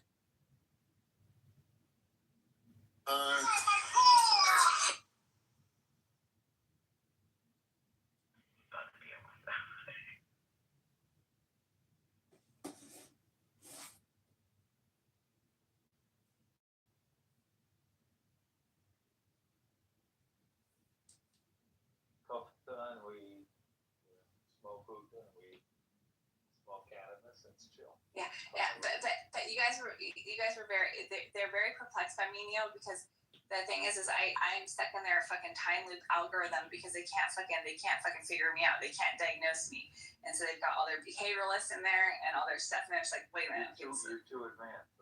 Exactly, and so I'm stuck with them fucking with them. And then I got so stuck with them that I'm like, oh my god, did I just uncover what is going on around here? Okay, so now I'm stuck here. Thank you, Neo, for confirming. Sometimes really good reasons for that, but I agree with you. Sometimes it's bullshit. You have to take the cumulative total of a lot of little things. Oh boy. And it also shows how little we actually know about medicine, the human body, and health. Mm-hmm. What? Joe, I would say the exact opposite. I'd say we actually know a tremendous amount about health and how to keep it, how to preserve it, how not to destroy it. For example, the COVID-19 jab, that shows obviously we're completely ignorant as a population about how to actually maintain your health and not get lied to and hypnotized and propagandized with lotteries and Good Morning America, this is sponsored by Pfizer, etc. What do you think about that, Joe? Hello? So, Alistair, I was disappointed to not see you on the list of politicians that have been banned or political hopefuls that have been banned from different establishments, such as like the Hard Rock or different restaurants. I thought I'd find you on there, and apparently not. It was hard. Hello? I've never had anybody come up to me and say, hey, are you John Kitover, that guy that ran for Congress? No, not yet. But I have had somebody come up to me and say, hey, are you that guy from Snapchat? Well, no, you're the guy who ran for Congress. Congress, but is now running for mayor of Chicago. You're the guy who elevates his voice or raises. He goes into a tenor at the end of every comment he makes. I think, well, he's actually a vibrato. Pragmatic, like looking someone in the eye and just saying something that's painfully obviously true is a good strategy for a campaign. Like the mayor in the city that I live in, he ran for re-election, and his campaign slogan, I kid you not, was "If it ain't broke, don't fix it." He won re-election, and you should just make your slogan, "It can't be any worse than the last two administrations." Something like that. Like, take out. I was saying, don't be a dick. Yeah, I like to say vote John is better than nothing.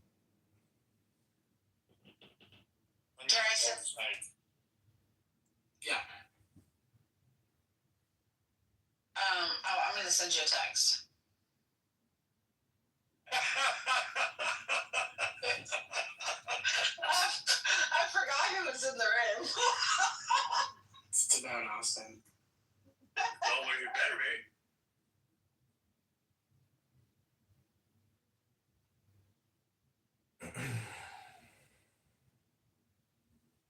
But you know, my marketing materials are much better this campaign. I am gonna shut down johnforcongress.com, I think, because like there's no point in paying for a campaign that's over. And I would like to keep it maybe for like SEO value, but I'm like, you know what, fuck it, like move on, let it go. Why don't you do a redirect and just have it go to the website? Yeah, just take the site down, like keep the domain in case you ever need it in the future. No, I can always register a new one. That's the thing about domains is like they have completely lost all value because you can just add an X on the end of anything, and it's like so it's all about your keyword optimization for the most part. But I'm in ketosis because I had some cheese pizza tonight, and I'm about to have a little more. Heart attack. I take that back. That wasn't kind. Apparently not. It was. Oh, I've had people here say, I hope your phones start on fire, you burn to death. I hope your house starts on fire. I've had many death threats. Many death threats. Regularly. I hope you find some way to add value to your community and society at large. Well, see, I've always hypothesized, like, what is the first way that you can actually change your community? And it turns out that improving yourself is actually the best way to change your community. It's the first and only place to start and finish. And really, that's called using your brain to improve your brain, which I doubt that you've done in quite a long time. Trash for them because they're old and, be civic minded, but you do you. Well, if you see my PTR, I'm holding up what's called a book. I doubt you've read one in many years. I know people that haven't read books in 20 years. That's why I'm on a voice app. Otherwise, I'd be on a you should just make your slogan. It can't be any worse than. See, actually, you can read because there's this thing called audio book, which is the same thing as a book, except in an audio version of a book. Hello?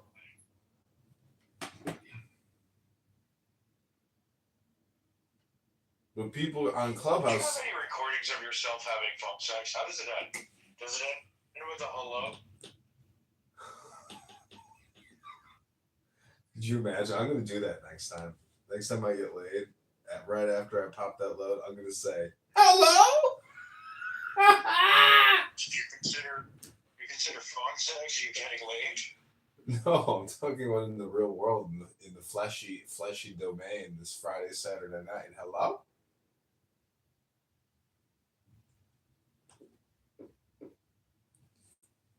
Thanks for the recommendation. Why did you say hello to me after you had your orgasm? Oh, this guy, Austin Powers, I know. he goes by a rubber ducky pirate. He told me that if you say hello after you ejaculate and then you articulate, you can go into ketosis, and it acts as an anticoagulant for fat, and you can lose weight. Hello?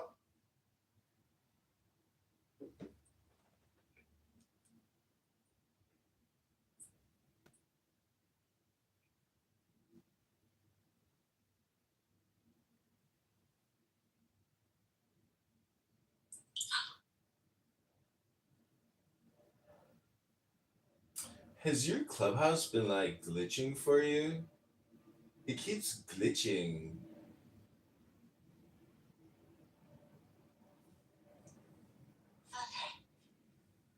Glitchy, glitchy? Well, I keep getting kicked from rooms, and I'm just wondering, is it because my mic is not working? John, can you spell Hello?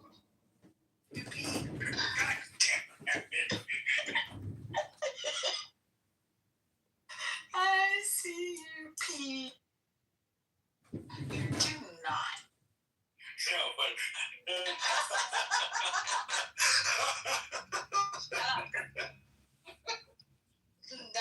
No buts. Okay. fair enough. But John, can you spell hiccup?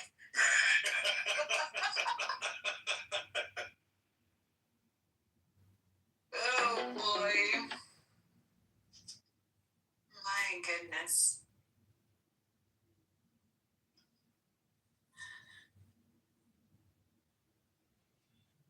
Well, I think he's looking up how to spell it right now. we officially killed the room. No, I mean, I thought you were being facetious. Hello? Hello? Is this app Does all that glitching? make sense, George?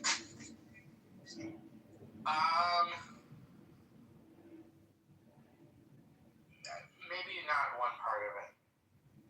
Okay. Do you have Matt Gates' number on speed dial, John? How'd you know?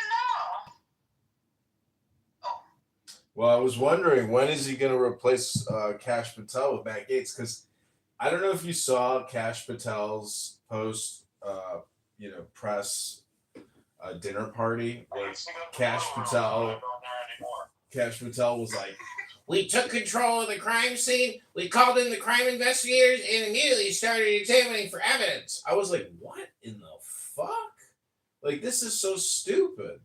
You know, like, he sounds so amateur. Like, it's his first time like running a crime scene. Get a job in customer service. Oh, I already run a nonprofit complaint department. You're participating in it right now. Hello? Not profit. Yeah.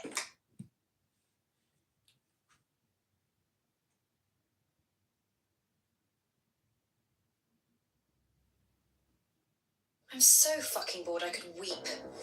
You're always bored. The city's gone vulgar, darling. I saw a gutter rat in the lobby. The lobby. They're letting them indoors now. Oh my goodness.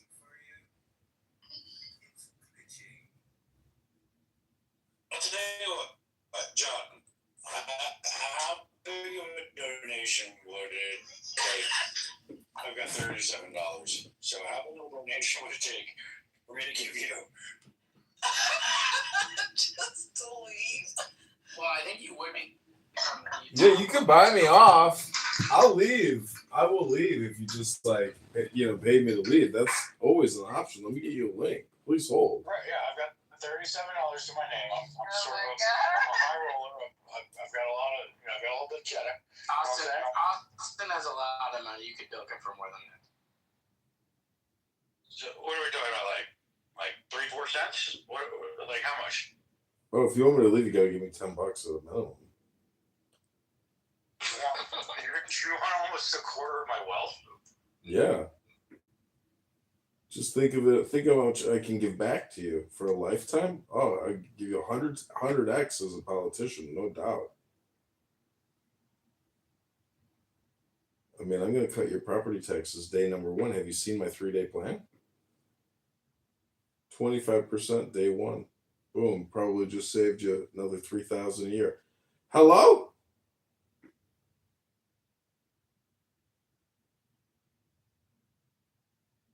Hello?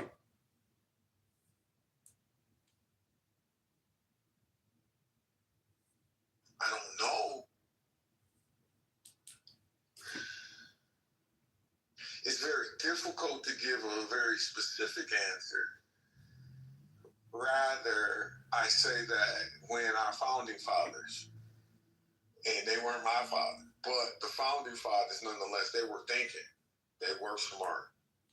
They didn't look like me, but them motherfuckers smart. They knew that people in time would try to change shit. They knew that because they knew how power is. Power corrupts. It don't have to be black or white if you are the. That's why they gave us the law, Kenneth, the law.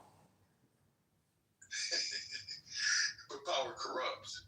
So, to the extent that our founding fathers were smart, I give them credit for that.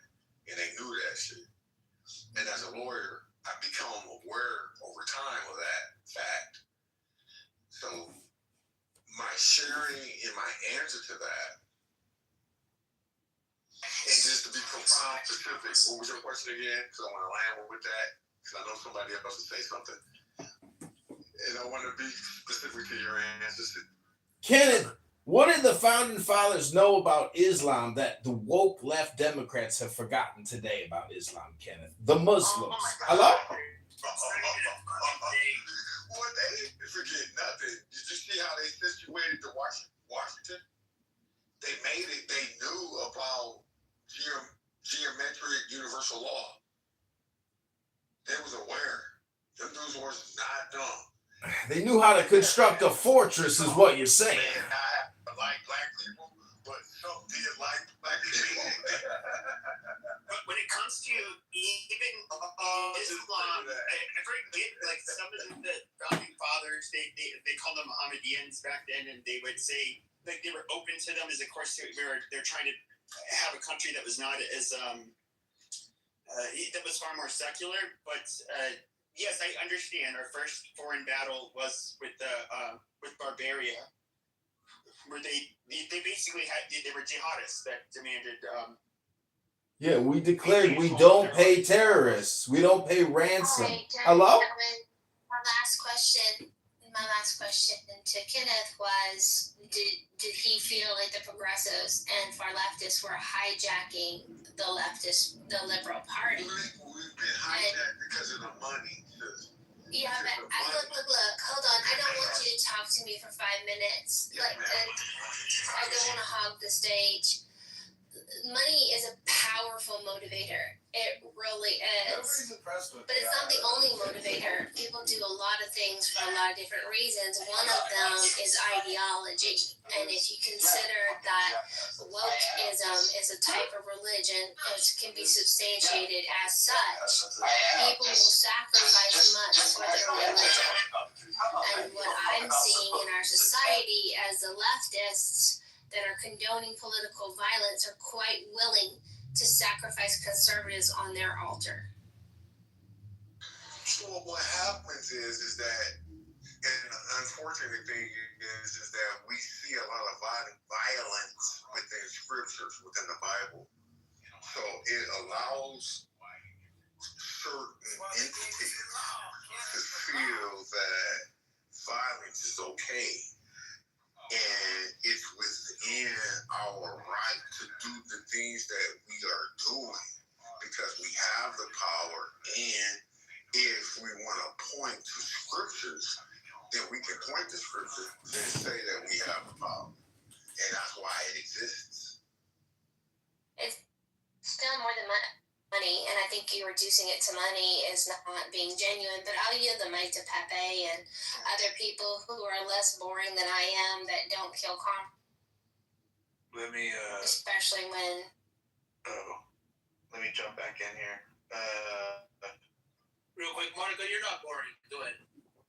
Oh, Wallace, how you doing? How drunk are you, Wallace?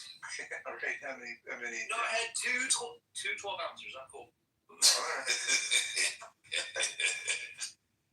Kenneth, I gotta ask you, what do you think of Trump? And just gotta get that out of the way right now. Are you there, Kenneth? Maybe take your water break. He's doing law of lawyers. You know what? Out of respect for the room, for Monica, I'm gonna show self-discipline, and I'm gonna be a good boy. Well, first of all, I love Trump. I do. He's very extreme. Come He just dropped a big deuce. He just dropped a huge deuce. Oh my God. Oh, he's not gonna watch this.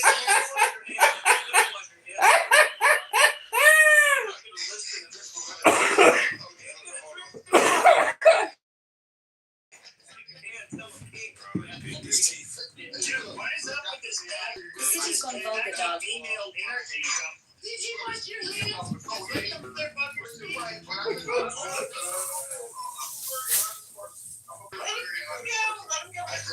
None of you guys have gone out into the woods and told me you didn't wash your hands. You guys piss behind a tree, or if you're in the city at the club, you're pissing on the side wall of the club. You know you ain't washing your hands in there. Spare me with this fucking cleanliness, guys. You guys will fucking scratch your asses. Put your fingers to your nose and so to see if it's fucking stained. Shut up about that. So guess what?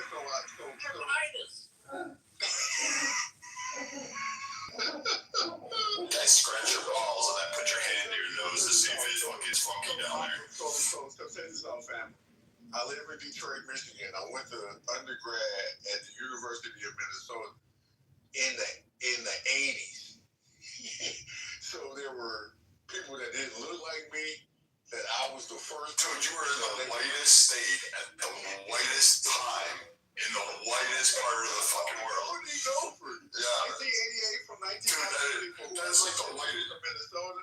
I was like, dog, I know people from Dude, they only had 50 shades of white. That's only 50 shades of white. But at the end of the day, that was my brothers, though. And that's why I'm saying that. That's why I'm talking to you in that frame. I'm never going to argue with you. It's just that we come from sides of a coin. That's all. That's it. And that's all I'm trying to ever impress to my brothers. Damn, are you the tarnished side of the coin? Nobody polished you. You need to trade in your pink ticket and get polished, bro. What's the pink ticket? I don't even know. Yeah, he didn't type that in, by the way, Kenneth. What does that mean? Get the plastic. Just click on that pink ticket. Just don't click on I don't the even know what a pink ticket is. We'll polish you, bro. It's all good. Click on the title of the house up here. The President Trump is enjoying. Yeah. Okay. To be fair though, he's a Gopher and he went to university in fucking Minnesota, which is I'm gonna tell you guys in the 80s, beyond white. Yeah, that is white, fucking snow white fucking land. It don't get dueling the windows in the South. Relax, you'll get respect real quick here, brother. But I'm a white supremacist, and that even fucking disgusts me, and I don't know why.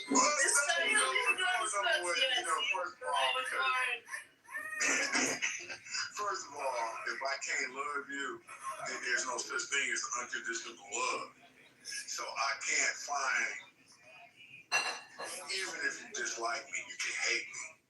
I know that there were brothers that didn't even know what I looked like other than what was on television until they met me in person. When they met me in person, it was a whole different thing, bro. So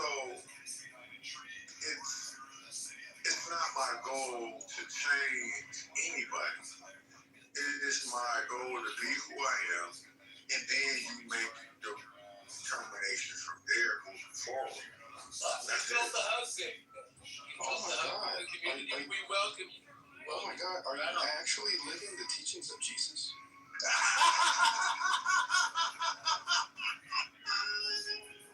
Dude, he's part of the Flabbergasted. bro. This is perfect. Let's go. That is the thing, though. This is where I could get into it with like. I didn't say I was Yeshua. I would get into it with like people like the Grapers.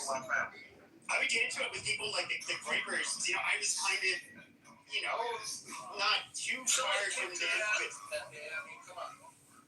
But here's the thing.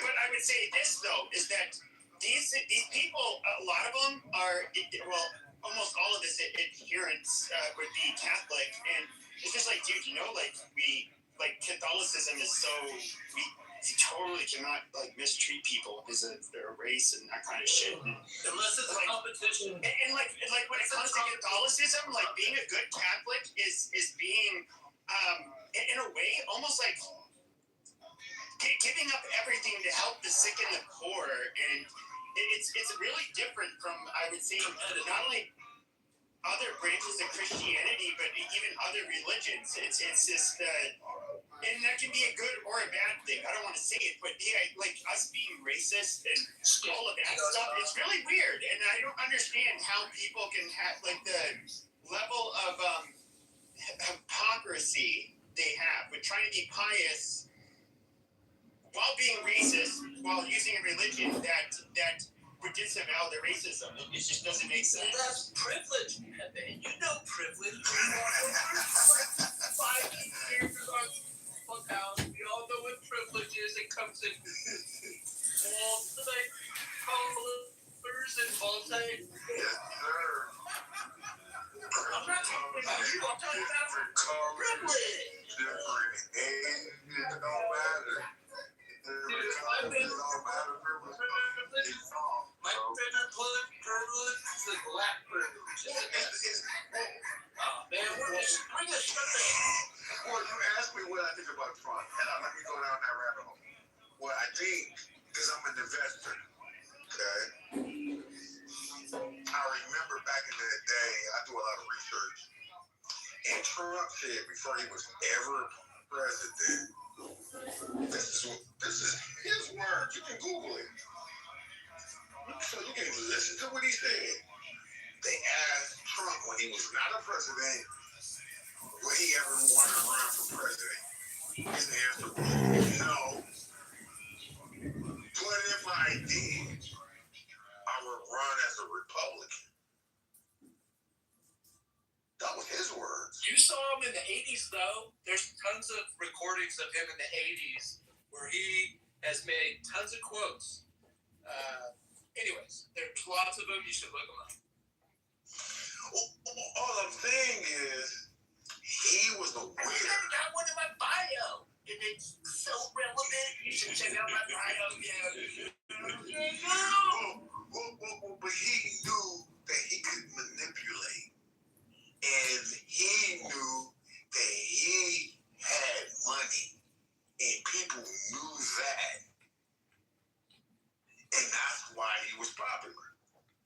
Yeah, I can't say too many words other than that. What they're gonna do, we just kind of got there. They had to tell him in the 70s. They had to tell him in the 70s.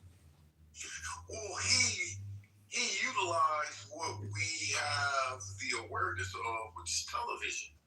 He had all kinds of TV programs leading up to long, white, bearded guy singing music, like getting us under, like hypnotized, like that Alistair guy up there. What's his name? Alistair? Yeah, never heard that before. All I'm simply saying is he was just a different side of the coin. The people that's running. I hope you traded in your pink ticket, brother, because I want to follow you. But I joined already, brother. I think I gotta leave or something. Look at Matt and Viking. So what happened is that some good crackers, premium crackers up in here. He played both sides of the coin. of the coin. So with respect to the conservatives, they're seeing an aspect of one side of the coin. But if you can imagine, there are potential people that are racist and people that are negatively vibrating that follow Trump. But Trump, if you can imagine, it was in black people's race, with the rap music. So that means black people love Trump.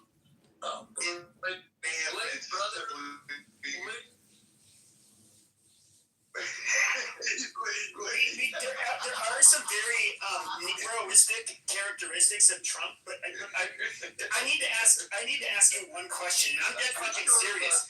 Wipe that goddamn black grin off your fucking face, because I have a serious question. Okay. I will kick you out of the fucking room. Now, when we break bread together, okay, and somebody brings a potato salad with raisins in it, what do you think of that? I'm listening, brother. Is that good or is that bad? Well, you asked a great question, fam. So, when I went to the University of Minnesota, I had a good friend of mine. His name was Paul Koenig. Okay. His family owned a farm in Hutchinson, Minnesota. Yeah, and I couldn't go back home to Detroit. I'm sorry. So I was just talking to the person that was in Minnesota so he could verify I'm telling him the truth. What are you asking? I'm washing dishes and getting ready for the morning. What is it? I'm just in Minnesota. So my friend was named Paul Koenig. And he was a good friend of mine. And during Thanksgiving, I went to his home, which was a farm. And mind you, from a city person, I ain't never seen a farm before. so and when we ate, and they didn't know, and I didn't get mad because they was loving me. They served me watermelon at Thanksgiving. Now, mind you, I'm 20 years old. I have never been served watermelon at Thanksgiving in my life. I can only laugh. I didn't find it offensive. But all they knew was that black people like watermelon. But who doesn't like watermelon? That's the question. Who doesn't like watermelon?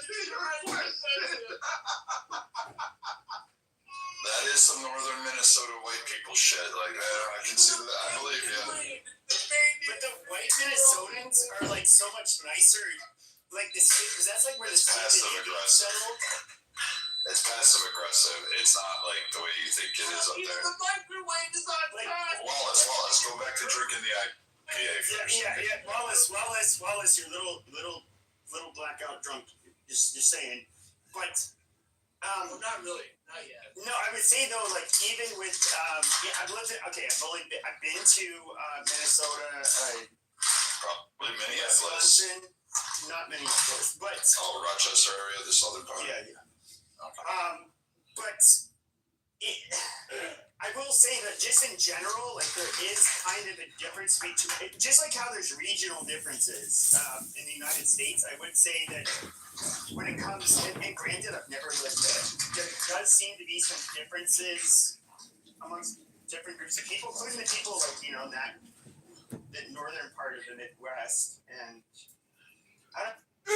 It's different. It's different. Oh, yeah. Hold on. So, okay, I will say this. You're right. There is, they have a passive aggressive. In the city, when I first, it was beautiful. Parks, everything there. People actually smile. No, man, there are some racist piece of shit cops out in the fucking city. You couldn't deny that shit. Fuck yeah. Can I pause you a little second? Just let me finish, buddy. That shit was really, because you saw it from the sidewalk when you went to Minneapolis. You went to Minnehaha. You were on Beta Mascot. You were walking through Uptown. You could kind of tell, you could see what was going on there, and a lot of people of a multitude of colors were all kind of uncomfortable because the cops, they were a different set. Chauvin was probably a mild comparison to some of the cops up there. So I get it. But when you got out of Minneapolis area, you got out of you were in the right county. Friendly, brother. There you go. Once you got out of those two counties, you were fucking. All of a sudden, it opened up. It was a whole world. You hit Duluth. People were happy. People were working. People had beer smiles on everybody's faces. You were sitting down. You were partying on Lake Superior. You turn around and it'd be all black people. Everybody be eating. Everybody having a good time drinking. Kids playing in the water and the surf. Cold as fuck, but it would be fun. And then you come down to Minneapolis, and it was really a weird vibe in Minneapolis. I guess that's to try to say, because just. Red, what the fuck are you talking about? There's 2 happy people in Duluth. Go ahead. Whoever was speaking, go ahead. He knows, though. He's been there. I've been to Duluth. It sucks. Duluth sucks. If I knew it was going to be that cold, I would have not chose to go to Minnesota. It's not that cold. It's fishing. It's the fishing. You know, you go fishing in different places. It's not that cold. I mean, go to the Pacific or the Atlantic. It's fishing. We're going. It's good. So I came around like midnight, like right there at midnight. I wake up the next day and I was like, I went to the. God damn it, Wallace. But like over there, the next day I'm like, I'm in Anchorage and I'm just like, holy shit. Like, oh wow, there's black people. Amazing. So like I didn't picture that about Alaska. And then there's like, I'm talking to the security guard because I'm just waiting for my fucking girlfriend just to hurry the fuck up. And he's like, oh, they shop until they drop, don't they? And I was talking to him. I just remember thinking in the back of my head, and I was like, of course I didn't say this out loud, but it's just like, holy shit, like you motherfuckers would not even exist here probably 500 years ago because you like die of vitamin D deficiency.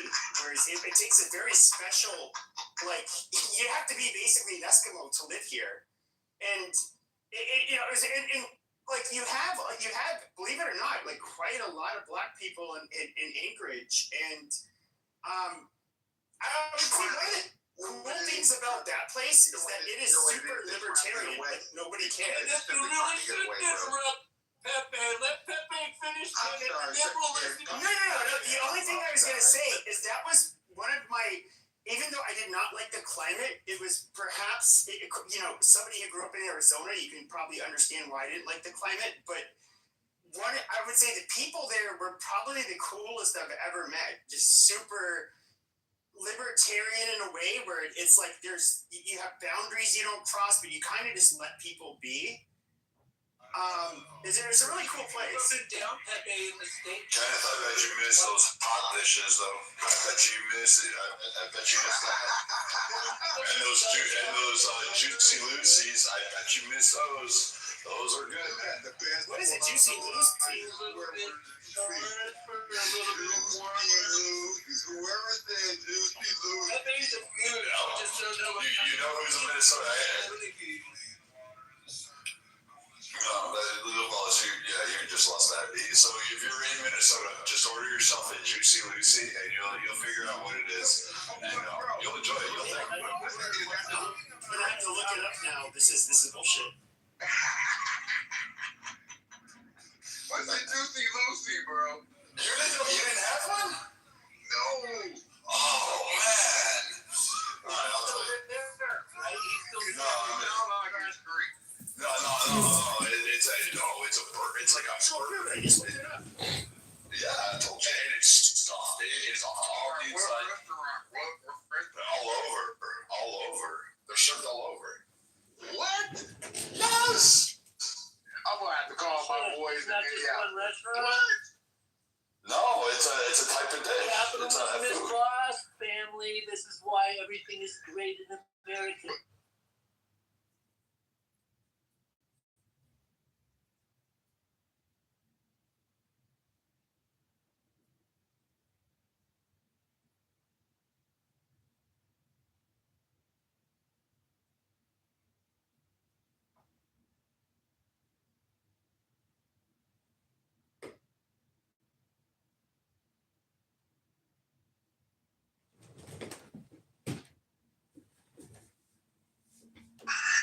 Fear of Hussein. And so I I love that so much. Like, yeah, like Islam is a religion of justice, and that's why I love it. I definitely. I don't know. The Hussein, I don't think that was actually a good example he used. But yeah, I understand what you're saying. What you're really saying is Christ. That's what you're talking about. You want someone to just cough it up, and because they know, they're like not concerned that you're talking about Christ. They're not. There ain't that many people that have that kind of union with the logos.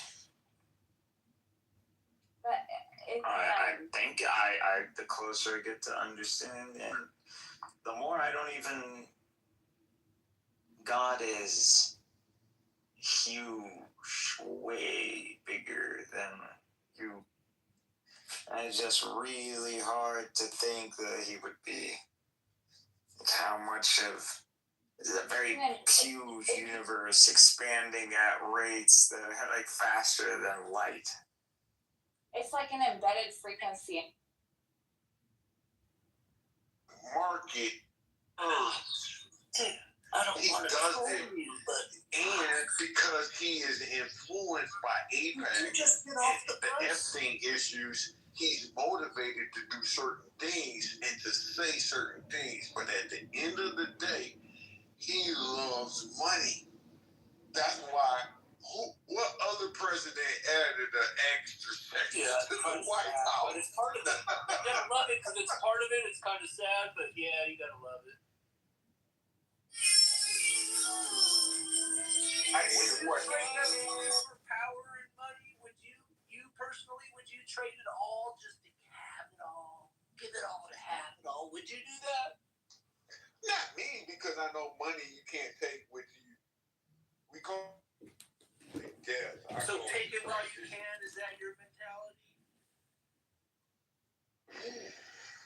For me, no. Trump, I think yes. Yeah, I wouldn't.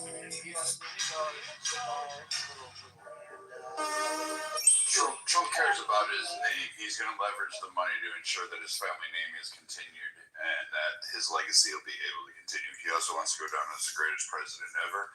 He's going to go down as probably the most transformative of all time. And if he hits $21 trillion in investment opportunities, which is over half our debt, he's going to be able to basically keep this country afloat for another, 200, 150 years? Because United States is dead. Because we read the book, Barry. That's how we read it. Speaking facts. He is speaking total facts. If Trump doesn't do what he does, literally, you and I don't live the lives that we're living for the next decade. Our kids are not living like we live. I'm serious. Trump is totally setting us up for the future. What's up, Crow? Trump is totally setting us up for the future. Pay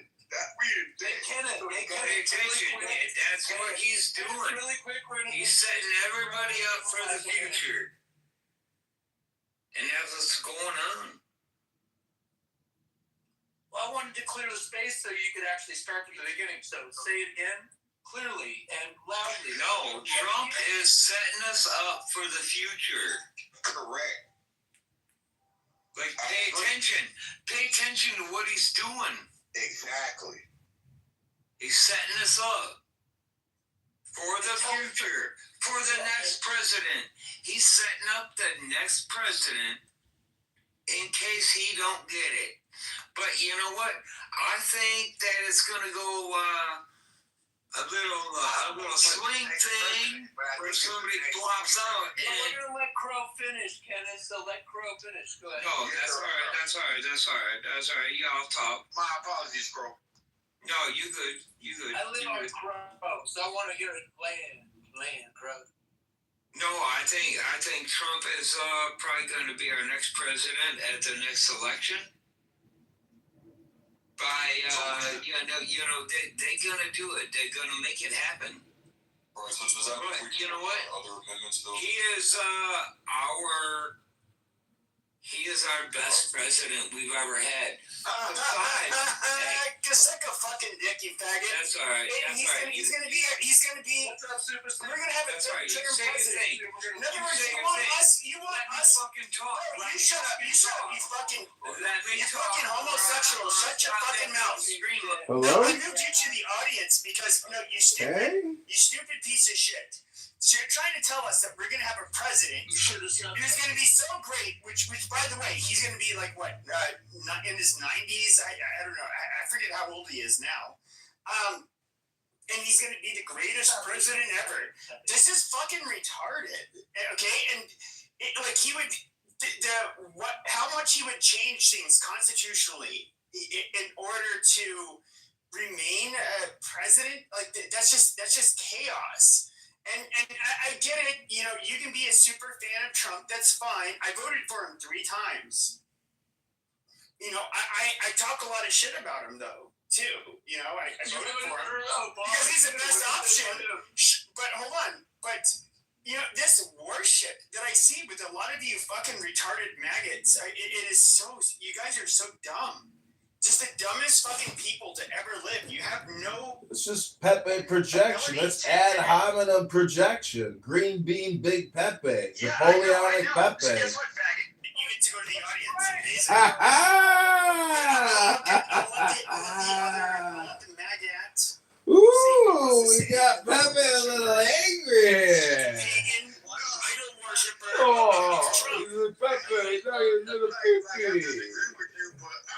Nonetheless, at the same time, Boy Crow, so if Trump has a third term, it's like if you this thing you he does have a third term. So should they? I mean, he can get a 4th term because you know what? What if that's all he got to do is get a vice president, and the vice president steps down and let him back up. No, but Crow, right? Okay, so we can make it happen. That's what has to occur, right? So. Do you think if that's the case, and let's say that he can somehow be elected in a 3rd term, do you think that they should be allowed to work around other amendments, let's say the 2nd Amendment? Well, yeah. So what if 6 years later, when there's a Democrat in office, they totally take away guns, for example, and they cancel the It's one of those Looney Tunes crap. Yeah, well, the problem is the Democrat office needs to step aside because the Republicans are holding it down. If you go back in the day, answer the fucking question. You didn't answer the fucking question. You goddamn troglodyte. You smooth brain fucking troglodyte. You shut your fucking mouth, you piece of shit. No, you low IQ piece of shit. You need to. No, this is the question. Solid. He's like fucking not charging me with this fucking new charge, and I'm over here. I'm like, he took my $30,000 check. Like, false alarm, I found it, guys. Don't worry. It's right over here next to this Beth Taco. Del Taco. That's a good idea. Del Taco is fucking good. Loving it. Almost. And I could make it to the Chinese place. I could make it to the Chinese. Yeah. I can. My keys.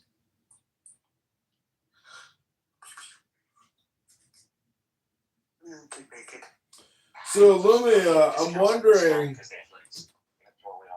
Illumi, have you ever studied the 2 Barbary Wars that the U.S. inflicted on Tripoli in the 1800s? What? Hello? What? Hello?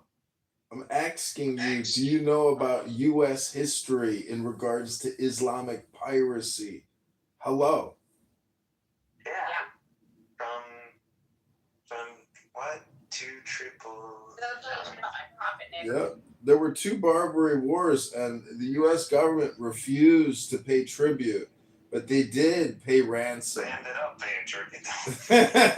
Well, they wanted to legally call it ransom and not tribute because they found it to be ridiculous that they would have to abide by the Mohammedan Constitution. Well, the point is, they fucking went over there and kicked some ass, and they actually took a whole city. And the guy that took the city was upset that the U.S. brokered a peace deal when he wanted them to release all the hostages with no money, and we paid $60,000 in 1800. 60,000? It's like 5,000 a human head. That's a lot of money back then. I mean, multiply that by 100. Believers, because they decided not to. It's irritating. Not to pay because you decided you wanted to get out of Zuni, it. Zuni, you sound annoying. Please mute. Well, please stop talking in code. Please stop. Talking in code? Please stop talking in front of me about me. Stop breathing, John Ticker. Just stop breathing. Zuni, are you Jewish? She looks it, doesn't it? Yeah, you look Ashkenazi. I am Jewish. Oh, Rabbanu Shalom. Congratulations. I didn't know you were Yiddishkeit.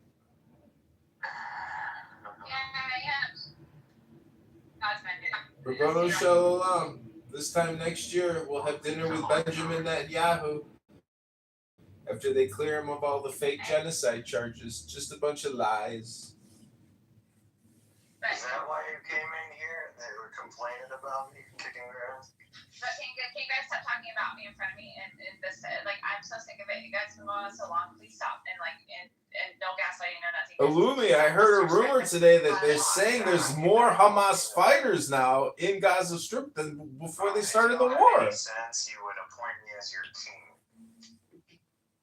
Well, you're just a cartoon, though. That's what you don't Well, it made understand. sense, and I would make your life into a paradise. But with a clubhouse, instead of unifying around a person, any animal, every animal in the freaking animal kingdom finds an alpha. Mm-hmm. Find a leader at the back. Well, they organize into hierarchies. Yeah. No, they don't. Not necessarily. Have you ever seen birds? Have you seen how birds operate? They're like the alpha predators of society. Birds don't give a fuck. They will kill and eat and fly and fuck. They don't give a fuck. They're free. Birds are more like drones than they are freaking Why do you guys talk about living things. Like, Oh my God, Zuni. Zip it, Zuni. Zuni, zip it. still don't know how birds work, by the way. What do you know that I don't know? It's nothing. We're in a book club. You see my PTR? I read that book today. You ever read a book like that? Hello? Yeah. Bet you didn't. Bet you ain't read a book in years. Years. Hello? Why do you guys talk about me in front of me? What do you guys know that I don't know? We know some secrets. That I don't know. We know some secrets that you don't know. They were like, why does the whole world know something that I don't know? Because you're not reading enough good books, Zuni. We've got really good axioms and aphorisms that have increased our intelligence. We're like the next stage of human psychological evolution. Hello? Yeah, but like everywhere I go, it doesn't matter. Like, and I'm not just talking about online. No matter where I go in the world, Well, what about it? it's like the whole thing is like orchestrated. No matter where I go, and like I try to test got it these too. new combat I boots. try to test it too. So I try to comfortable. test it too because I thought it's like I try to build a profile. Like, say if you were looking for a criminal, right? You would have a profile, right? This person's like this, person's like that. I cannot get a profile because it doesn't matter if it's online, real world, over here, down the street, another state away. It's like, how the fuck is this all orchestrating? Yeah. Well, see, the thing about life is there's so many. There is an infinite number of variables because it just extends out into the universe. And the thing that I heard about life is that it is based on the principles of random chance. Randomness is the law. I'm being real, so you're just gonna tell me like don't even answer because there's several goods. This is a real answer. This is what I read in a book on theses. How the fuck is all this being orchestrated? Because it's all based on randomness, and so that's the secret. Meaning that once you realize that the whole thing is random, that's secretly joy, because it's random. If it wasn't random, it wouldn't be joyful. How are my thoughts not secret? Your thoughts are not secret. Your thoughts are universal. Hello? Right. I don't know. Go outside, look at the moon, get a magnifying glass or a telescope, and microscope, not a microscope, yeah, a telescope, and just look at the face of the moon, and just know that the deepest crater on the face that you can see goes into the moon 8 miles. Now, just imagine standing at the edge of the precipice of a cliff that goes down 8 miles, and you're on the moon. You know, hello? Hello. My dog said hello too. Fix any laptops today? Illumi? I'm working on a printer. You're fixing a printer? Mm, Wow. What a waste of time. The one for my shed. it's a $600 printer. So Well, what were you? Is a customer's printer or something you were using it to print shit? it's one of those that, wholesale. It's just broken slightly, and so you can't really sell it with all the rest. So what do you do with it?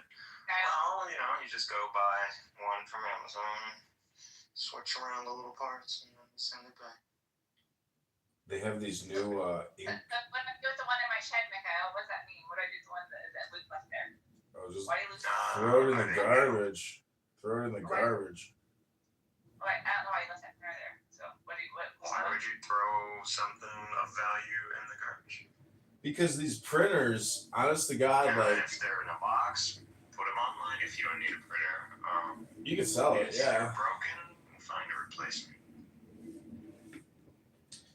So Zuni has Illumi. All these corporations are not paying taxes that are just hanging out insurance products for free for you to go. Return policy.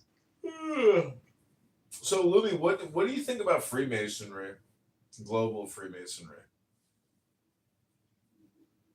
How much are they paying? I mean, they've got billions of dollars, I assume. Where do we sign up, right? You can go sign up. You can go find some Freemason lodge in your area. Yeah, they're gonna pay me if I sign up. No, you're gonna pay them. Duh. What do I have?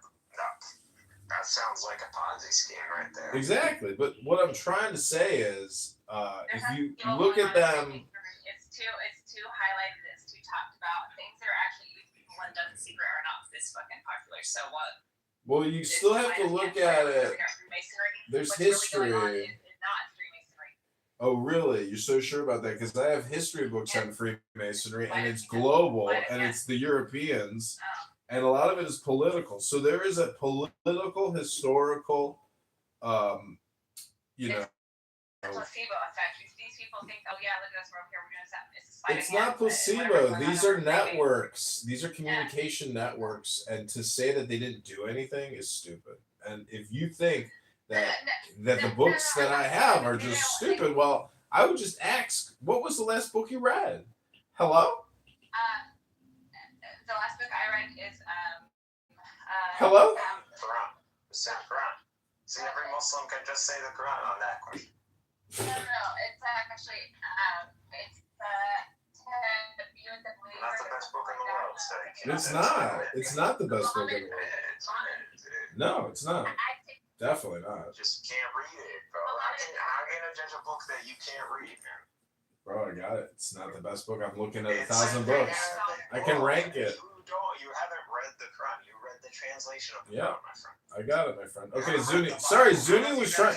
You're interrupting Zuni. Be a gentleman. Let this woman speak. Until you read it in Greek, I know you want to troll. I know you want to troll here with Alistair, but I'm the best. Troll? How dare you project troll onto me? You're a troll. Okay, well, I'm going to give you the benefit of the doubt. But anyways, the last book I read was Muhammad is a Believer's Fred Donner. I ordered this book. I have it in my hand right now. Awesome. What did you learn? What have you learned? Give us an extract. So, when it, get up for you get shot. this guy's take on Islam is much more, which is kind of odd. He's not a Muslim or anything. He's like a white guy, but he has a whole other take on like who were the believers in Islam, right? It wasn't this very rigid type of Islam that you see nowadays. You know, it was more like a believer could have been like a Christian or a Jew or it wasn't just like someone who necessarily does the 5 daily prayers of Shahada, etc. And so I read that book, and I went back and I like read the Quran now. And like the Quran actually does really read like that, but it would maybe sometimes you don't notice it that way because you're looking at it through a different lens. After some of the things that he said, there'll be things I read. Did the book mention anything about trans or LGBTQ? Because I'm sure Necro would like to know what the Muslims think about the believers who are trans or LGBTQ. So the thing I noticed about so like those kinds of things, people like to focus on those because majority of people, it's not like I wake up every day and I'm like, oh God, I hope I don't want to love a girl. No, I don't love a girl because so it's evil to highlight one sin that most of us aren't doing and then go against it. Well, everyone's, the guy who's really against fucking the transgender, it's like, fair, Andy freaking everybody off of his business. And, so he's doing all kinds of shit, but it's just like, it's one sin for everybody to gang up on and come together on and then highlight and focus, like, this is the problem. Well, they're all a problem. You're just the guy that focus on this one because it doesn't involve you. And it's something that you can unite on. And that's that.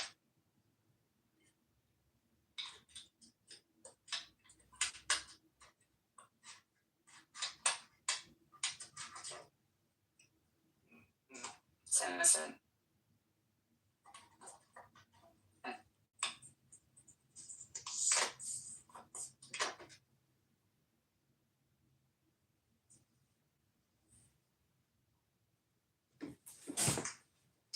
Because after reading the Constitution of Muhammad, I just have found that the Islamic Constitution is basically a charter on how to start a mafia organization to basically blackmail people, abuse people, intimidate people, rip people off, and give them no real jurisprudence, no jury trials, and always leave it up to the Ummah, to the Allah, and to the laws of Muhammad. And to me, those believers versus non-believers, in-group versus out-group, to me, that's ignorance because the in-group fails to recognize that they can't be the in-group without the out-group.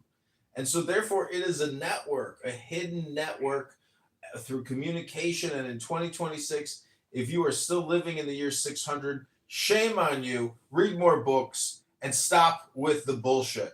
Because Muhammad was a mafia don, a godfather gangster, and he hypnotized millions and hundreds of millions, billions of people throughout the years. That's not true. Oh, it's true, baby, because you don't even know the Constitution of Islam, and that's just like your opinion. I am citing facts. I can provide links, and we can debate actual source material from Medina, and you can try to wise up, and you can fight the Ummah, you can fight the Muslim terrorists, and you can fight for justice and liberty and peace and wisdom. I am complete. Hello?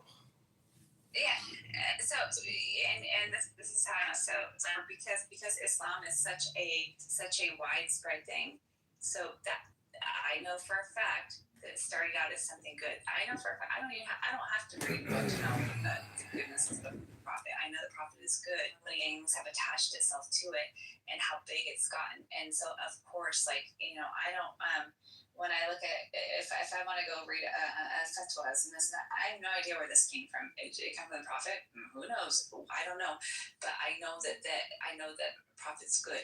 He's good, and that's why that's why the message starts getting spread.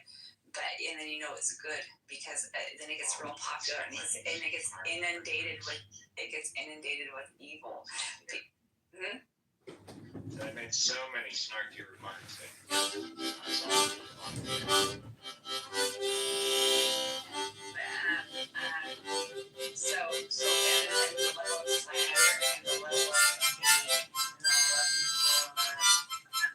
crazy. He's this, he's that.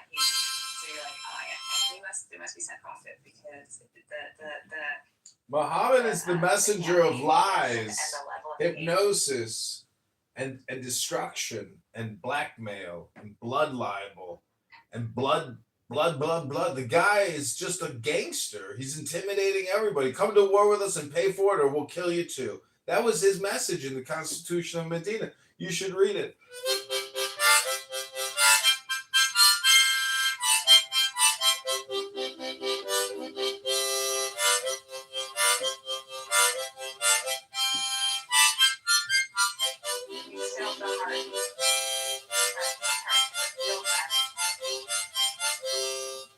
You need to go to law school so you can learn how to read, apparently.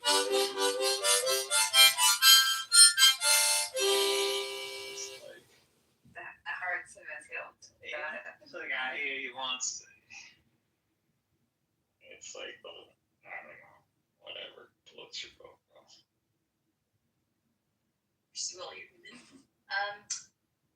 So, and then you also believe that if you sincerely repent, that God will forgive you, correct?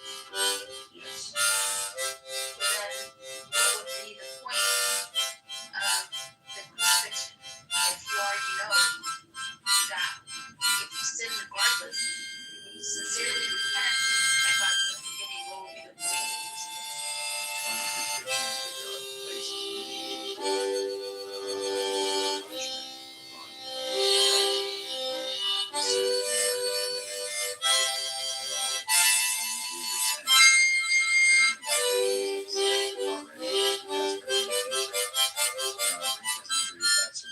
the This comes into the theory of the atonement, and I think that I affirm the substitutionary atonement that Christ became a curse for us. He stood in our stead, taking on the wrath of God to appease the justice and holiness and wrath of God. So Jesus took that. Before you keep moving forward, I'm just trying to gather this all together. Break this down. Yeah, that's fine. We've established, right, that God is merciful and forgiving. Yes. And do you understand the difference between being merciful and being forgiven? I think the mercy is giving you something that you do not deserve. So all of us deserve death, which we do get physical death, but we deserve what's called the second death. And Christ has redeemed us from that by dying on the cross for our sin. So yes, he gives us mercy, and the mercy. So in your thought process, the mercy is the forgiveness. Yes. That's mercy. Yes. Not simply being merciful, because that's one of his attributes. He is simple. Well, he is simple being merciful. But why simply merciful? Why the crucifixion? Why the I'm merciful. I know you and your intention. I know that you're human and that you sin, right? Well, See, yeah, I think he's been criticized like for a long time. But I don't think it has anything to do with Christ. I also think that a lot to do with Christ. It's not, bro, because I don't think nobody will argue about his success for 16 years. Like, I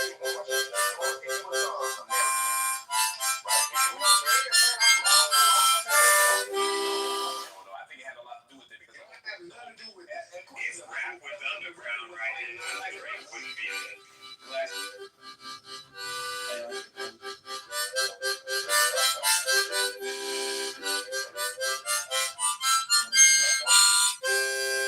I have business.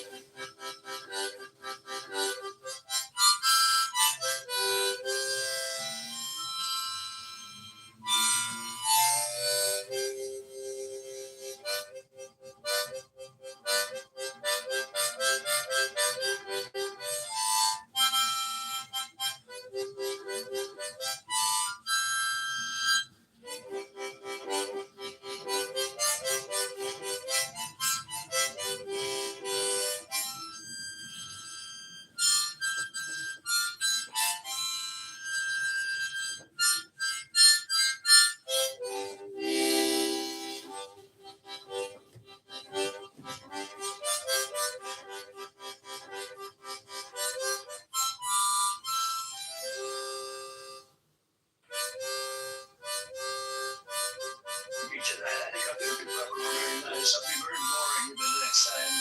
We're gonna have a great event, and you did a fantastic job. Thank you very much, Peter. Thank you, President Trump.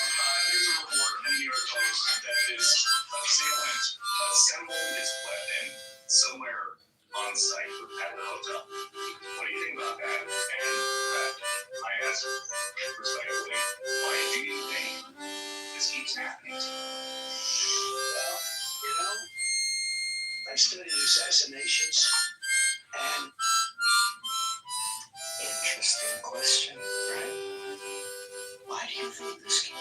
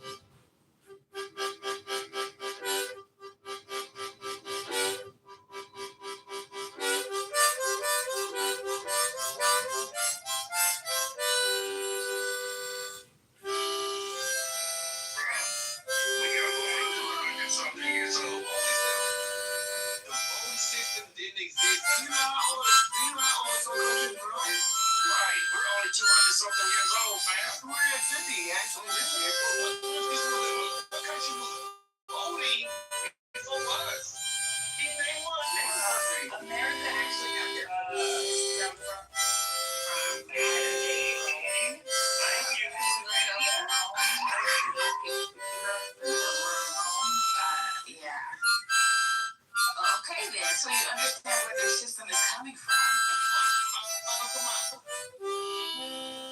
Then I'm gonna put her name in the.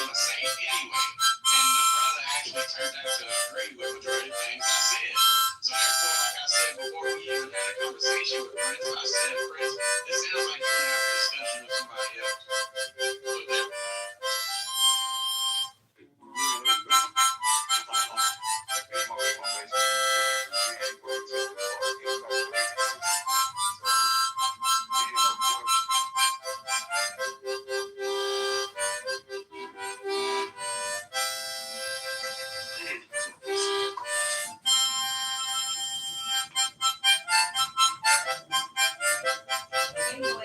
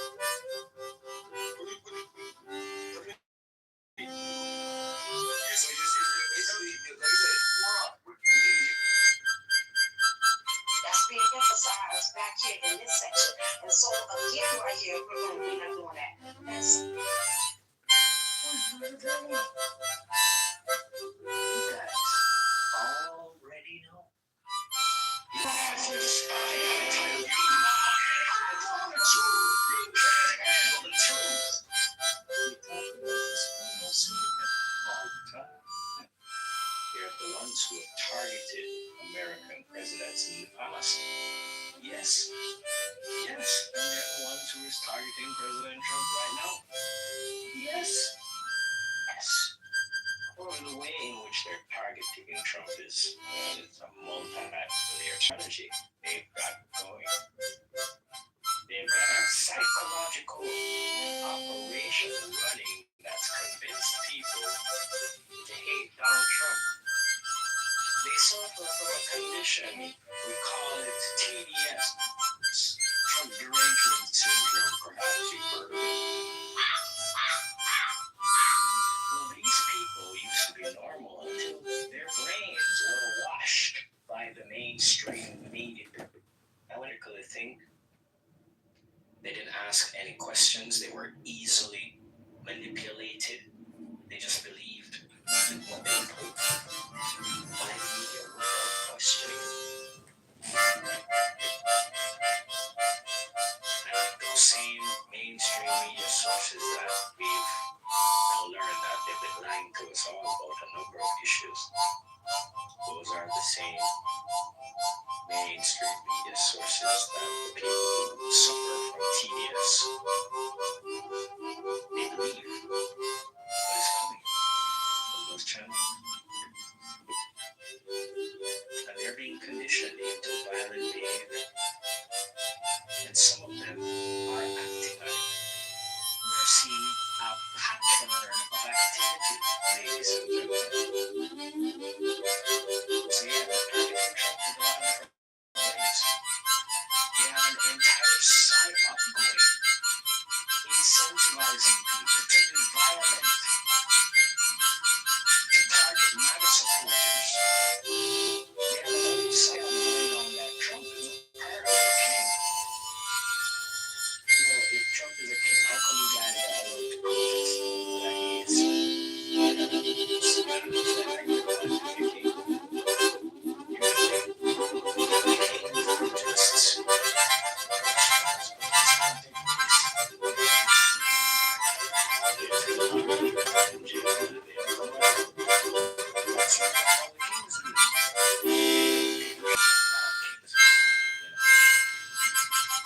You get the idea that they're trying to spin the narrative. Okay, it's okay. Let's go to the news. Yeah, the people who are upset, who are pushing this no king stuff, they're the ones that are actually acting like kings. They're the ones that put these unelected bureaucrats in place to control your lives through many different mechanisms, from finance to geopolitics to health to even what you think. They control what you think. Well, what you think is based on what you see. Fucking any type of gaslighting or fucking mental fucking bullshit.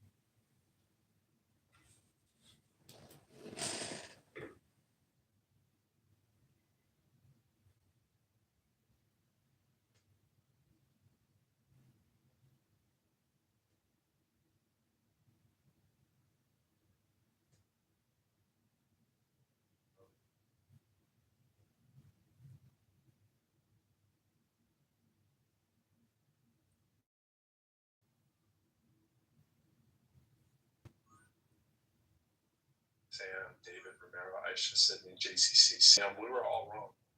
And you were ready. That French? I'm like ashamed because I'm like really thought it was right.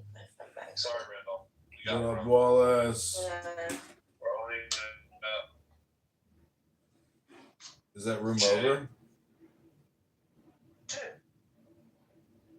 I can't associate myself with you. This is like but those motherfuckers are not nice. Like I'm gonna roll out like you, and I'm gonna be the same. And you know what? I was before you was. And you know what? I came on here on Clubhouse, and I totally changed myself, and I was gonna be a real person. I was gonna be real. Of course, the outcome we would like is that we stop them from being belligerent towards, ourselves, primarily because we're the United States. It's Pepe's World. It's a Pepe World. Another bonus Pepe episode in Pepe's World. I got to control. That's not the outcome. Well, you don't even know, John. The Strait of Hormuz has been shut down. What a fucking... Where are these going?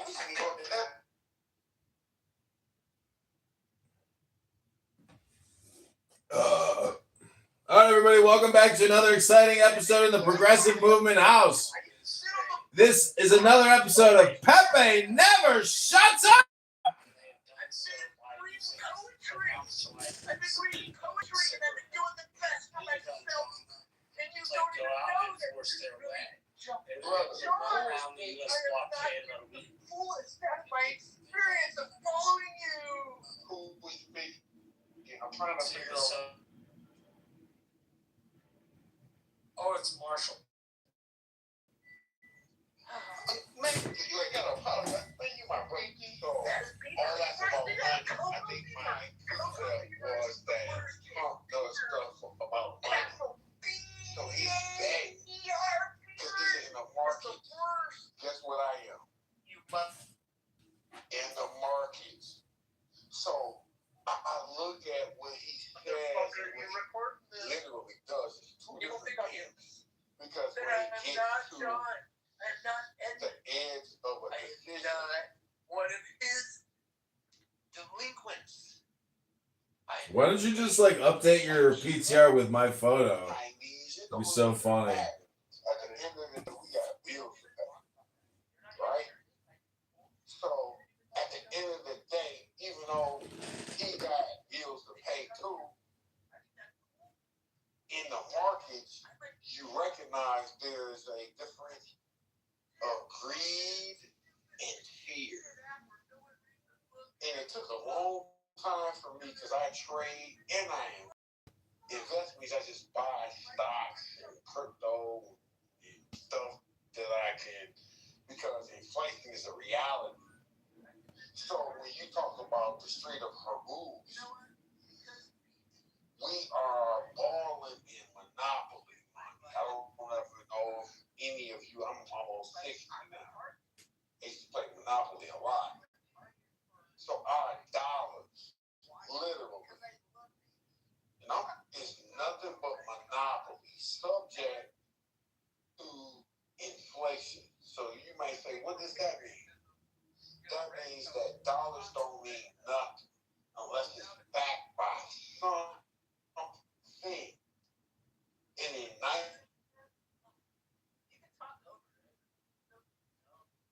does the dollar stand for? Oil. So why oil? Well, because before Saudi Arabia was Saudi Arabia was Arabia. Saudi.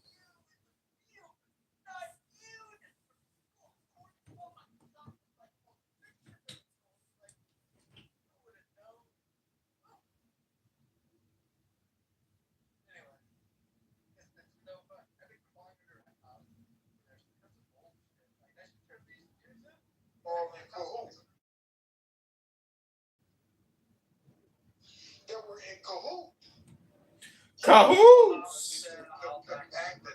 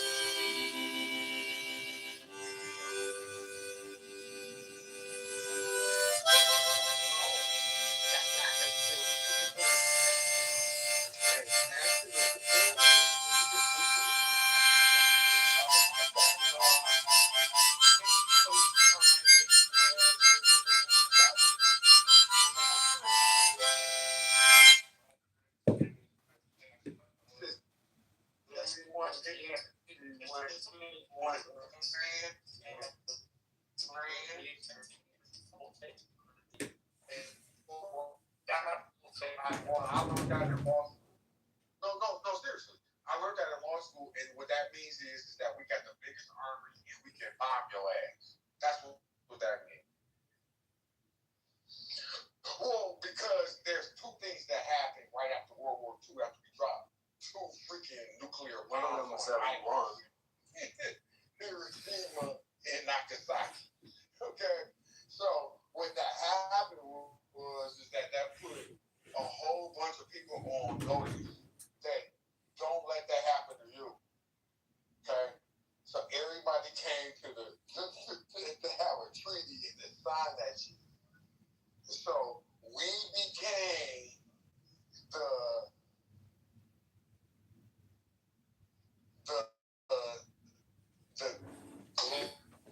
glory at the time because we could drop a lot.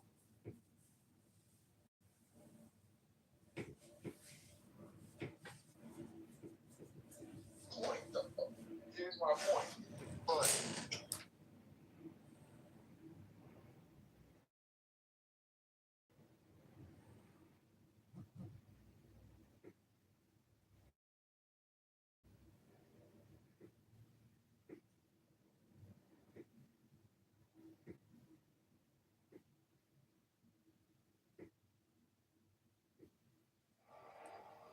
mine is the head of the man, and my insight is keen as the hawk's.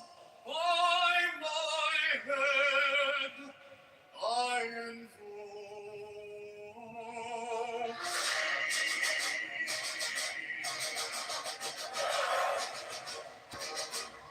I am the only begotten child of my father and mother. My father is dead.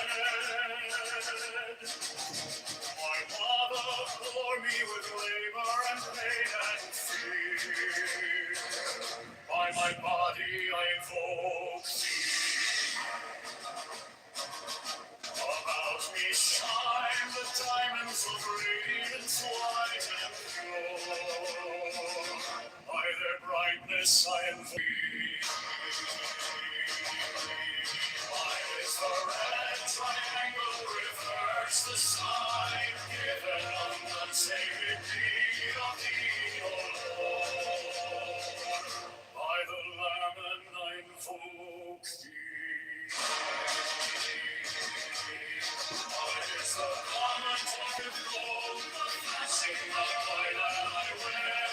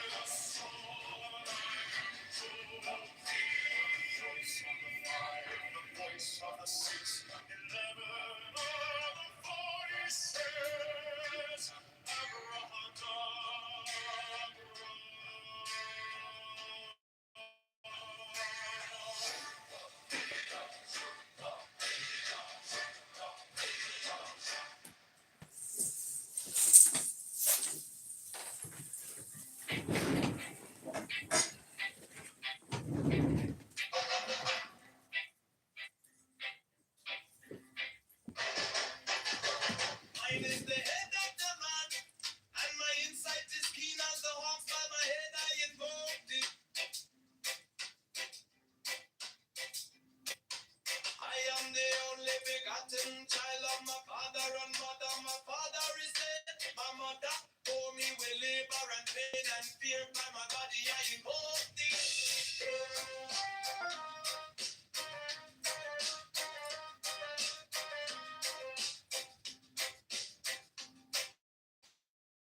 Red triangle reverse, the sign given of none. Saving me of thee, oh Lord. By the Lord I invoke thee.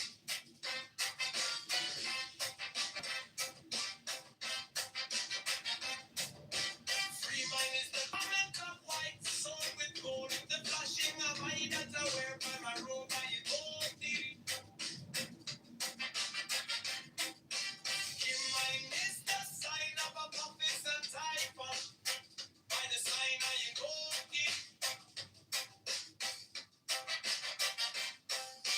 For mine is the turban of white and gold, and mine the blooming around the intimate by my crown I invoke thee. My fingers travel on the beads of pearl, so run I after thee in thy car of glory. By my fingers I invoke thee. I hear the thunder, double power in the voice of the master. Abraham, Abraham, the word I invoke thee. Be mine are the dark blue waves of music in the song that I made a move to invoke thee.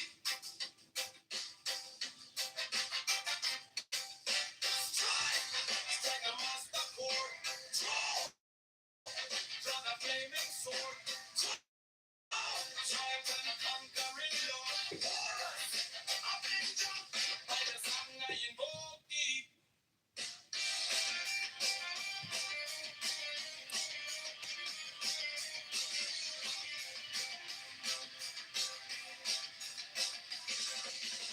In my hand is thy sword of revenge. Let it strike at thy bidding. By the sword I invoke thee. The voice of the fight, the voice of the 611 of the voices. Abraham.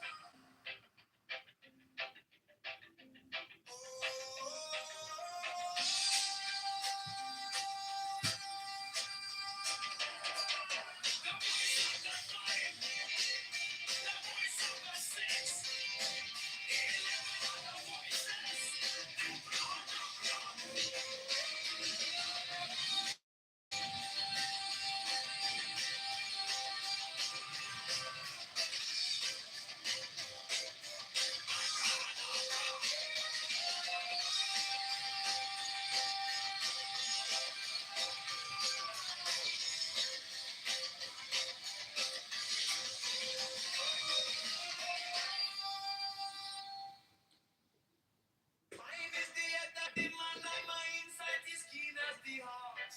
By my head I invoke thee. I am the only begotten child of my father and mother. My father is dead.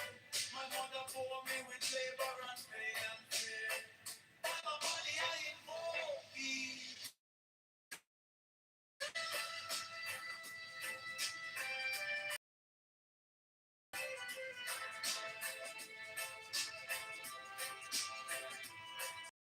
Among me shine the diamonds of radiance, white and pure.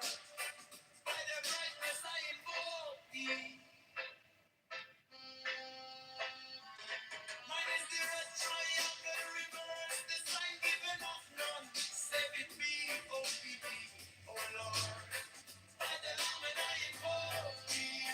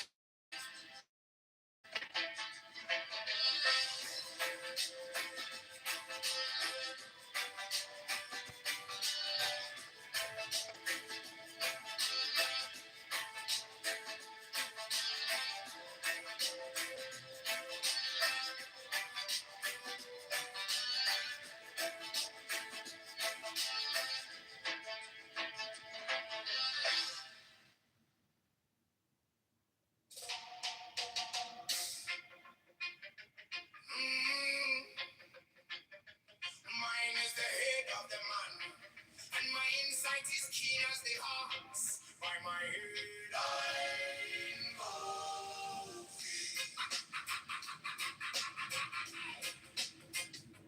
I am the only begotten child of my father and mother. My father is dead. My mother bore me with labor and pain and fear by my body. I invoke thee about me. Shine the diamonds of radiance, white and pure by their brightness. I invoke thee. Mine is the red triangle reverse, the sign given of non-severity of thee.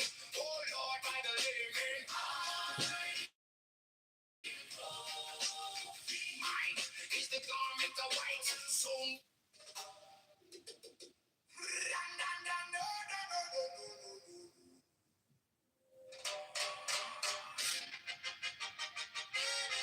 mine is the head of the man, and my insight is keen as the ox. By my head, I invoke thee.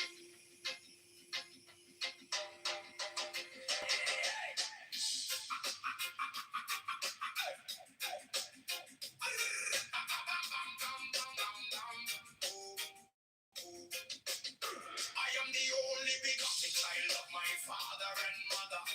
My father is dead. My mother bore me with labor and pain and fear by my body. I invoke thee. About me shine the diamonds against white and pure. By their brightness, I. Mine is the head of the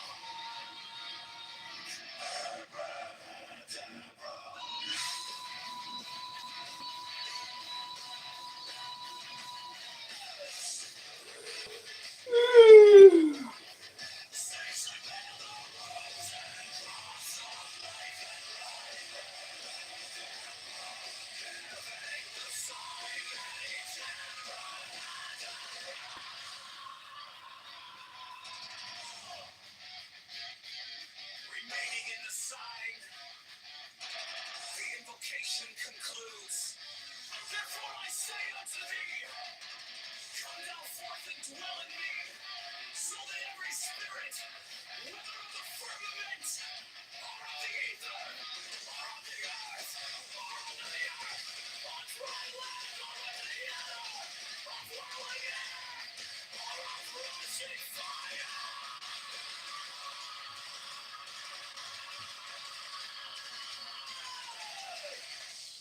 and every spell and scourge of God, the vast one might be.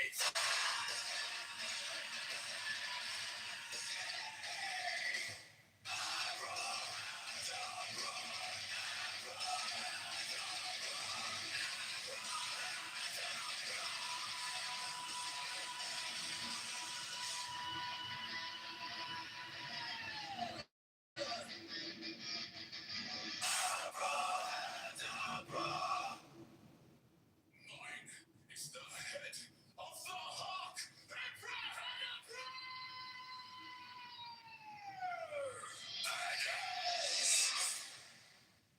I bear the rose and cross of life and love.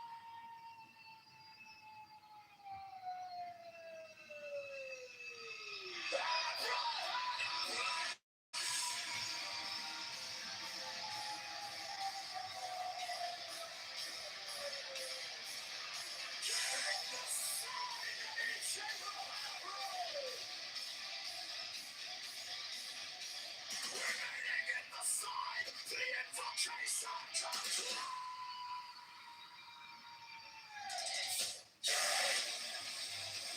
Therefore I say unto thee,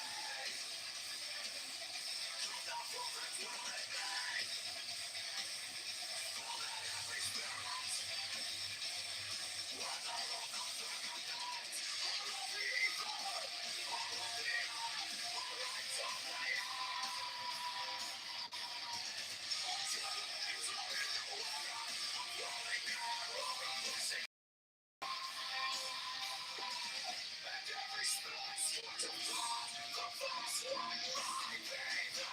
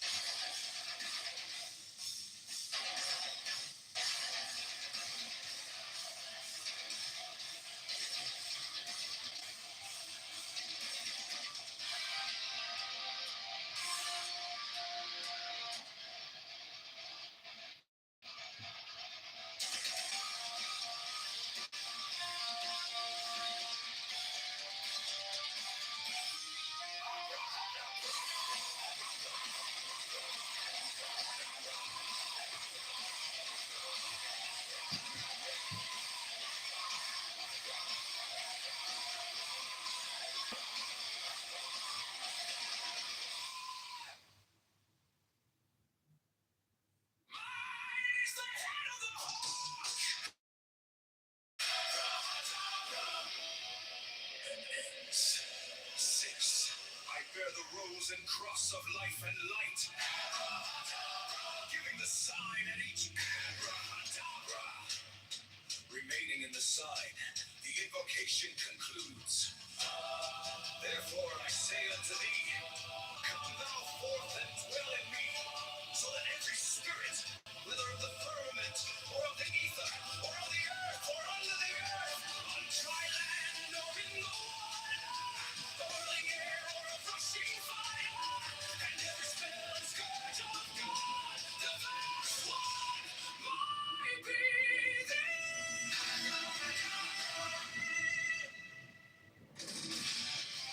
mine is the head of the hawk, abracadabra, and ends. Six, I bear the rose and cross of life and light, giving the sign at each abracadabra. Remaining in the sign, the invocation concludes.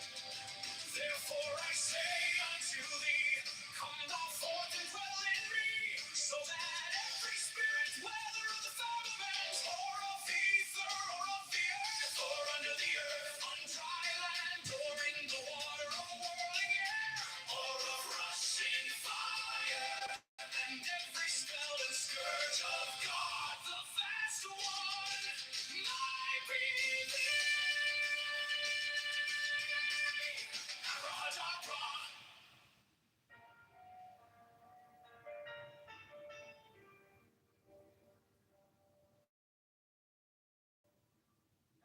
You came like dawn in my hands, soft but stronger than I knew.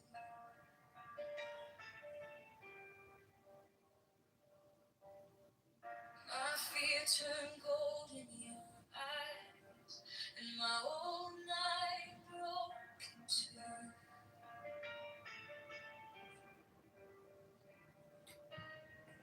I was lost in the noise, now I'm learning how to stay close to your quiet light in the middle of the day. Stop thinking, let it fall. Take the deepest breath of them all. Hold it close. Don't run from the feeling.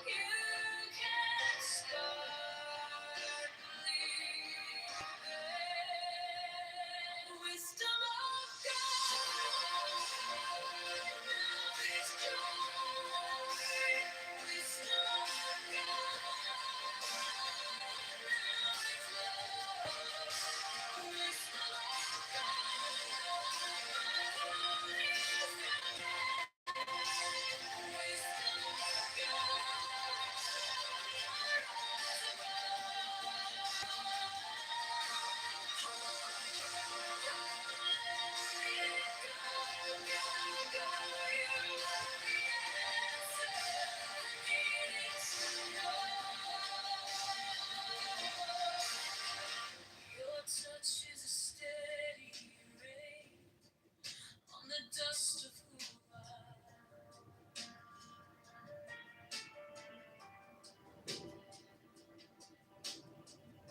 every wound gets named, then it fades in.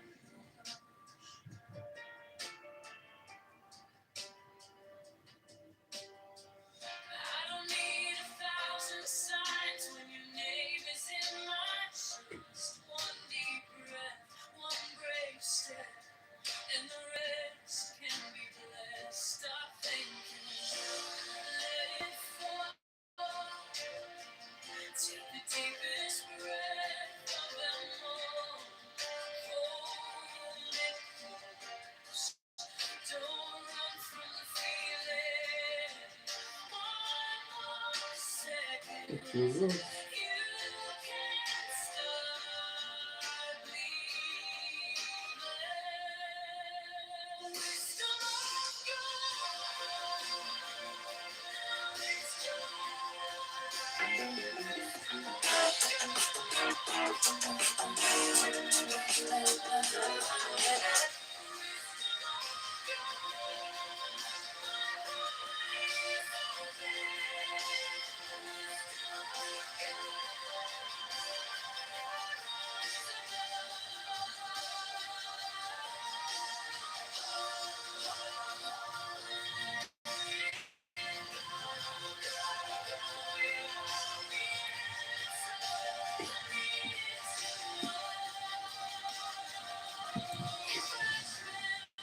stay near.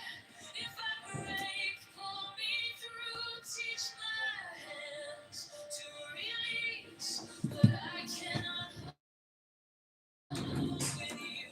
Take my life.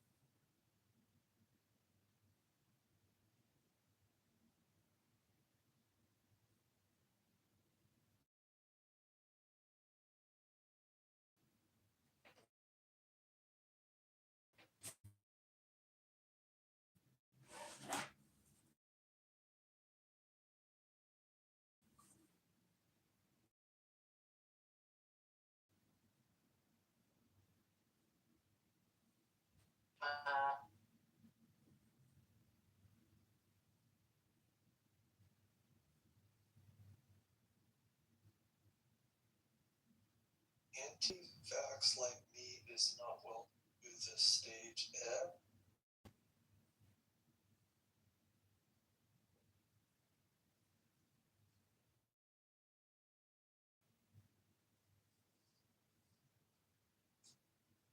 He loves you, Horton.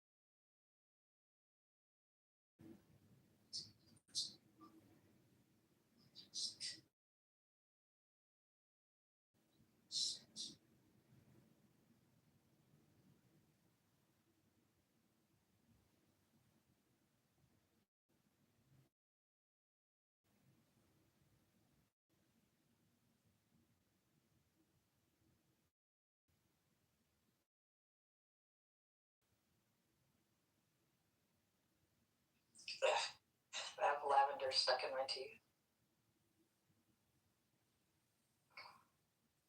Who leaves actual lavender blossoms in a fucking damn?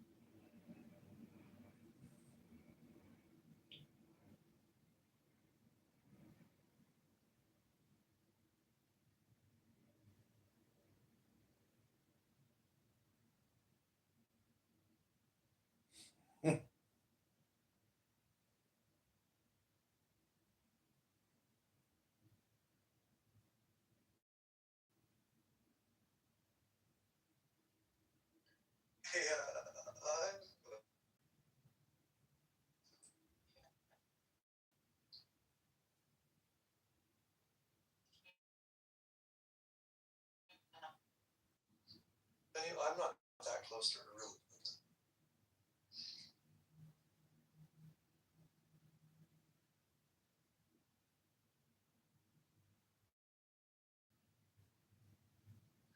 Yeah, actually, that was the first time she was missing from that room in the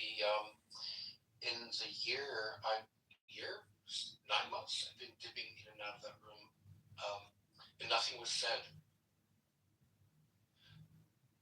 I hope she's well. Yeah, me too. There's that whole everyone wants to go where everybody knows your name, but you also like to go where people will notice if you're not there, right? Because I kind of noticed her not being around for the last week or so. That's beautifully said. She's well.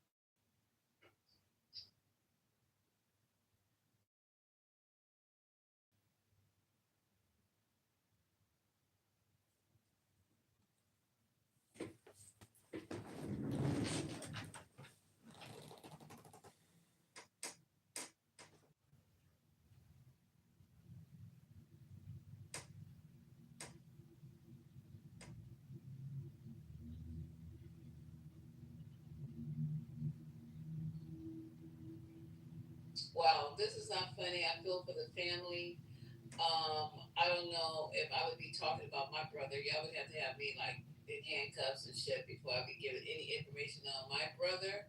I don't know, y'all. As Cal State Dominguez Hills, that's by Compton, right? Is that by Compton? I thought it was by Carson. Is it by Carson? Cal State Dominguez is Carson. Carson, Harbor City. That's where it's located. Well, Compton's not too far from there. Yeah, Compton, because they call it Dominguez Hills. That's like a fancy Compton, they call it. No, that's a good school now. When it first opened, they were calling it that, but it's a pretty decent college now. What did he get from Dominguez? What kind of his master's? Yeah, I think he got his master's. They put on the news on that. It's been on the local news. Yeah, that's true, Amari, because I have not been looking at the news all day. I'm like running the room on clips because I've been sitting there trying to figure out what's going on. So he graduated from Dominguez. I thought he went to what's his school? What was it? Poly Pomona? Where did he go? Caltech. He went to Caltech. He got a bachelor's from Caltech. Okay, Caltech. Okay. Yeah, Caltech. That's Pasadena, right? Yeah, that's Pasadena. And that's a good school, right? Caltech? That's like one of the top. Better than Poly Pomona? Oh yeah. Isn't that like the MIT of the West? Huh? I didn't know that. Yeah, Caltech has got to be in the top 10. Oh, I thought it was Poly Pomona. Nationwide. Well, he's a smart guy. We probably will never, because he's not cooperating, right? So his story, I would love to know. What sent you over the fucking edge? What, because I'm not buying this group he belonged to. Did you hear me talk about the group that he said he belonged to? I'm not buying that. The one from the 1870s, the Wakers or whatever it was, the We Be Awoke. Did you hear about that group he belongs to? No, I heard about a group, but it's been so busy. I haven't been. I'll be honest with you, Sunday. What's today? Monday? This happened on Saturday. Yesterday I was busy. Today I didn't get a chance to. So I'm getting all my news from y'all today, for the most part. Oh, okay. Thanks a lot. No, this is the best. This is good news. This is, you get the real. You get the really real. Well, I just say he's cooked. I said, with her in that position, and she thirsty than a mofo to put blacks away. This guy's cooked, 100%. So I feel sorry for him. But she had the pipe bomb dude too. That's why I said what happened to him, because she was in that position when the pipe bomb guy was arrested. So ain't heard a peep about him. Do you think Judge Farrell's doing a good job? I mean, I don't want to trigger Haitian, but do you think she's doing a good job, Lisa? I think she's super thirsty. I think she's really super thirsty, and she wants to be seen and heard. And I don't like people like that. If she was smooth, kind of kick back, like yeah, we're gonna prosecute him to the limits of the law. Nobody got that, but she's super thirsty. We didn't even play the whole interview. She was talking for 8 minutes. I stopped after 3. So I'm sure she's been rattling on. Listen to the Fox interview she gave. That's the one I was playing. She's just really too thirsty.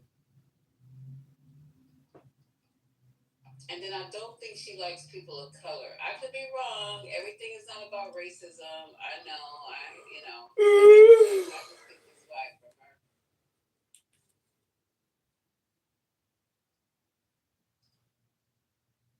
Wow. Well, hopefully, you said Lawrence O'Donnell, that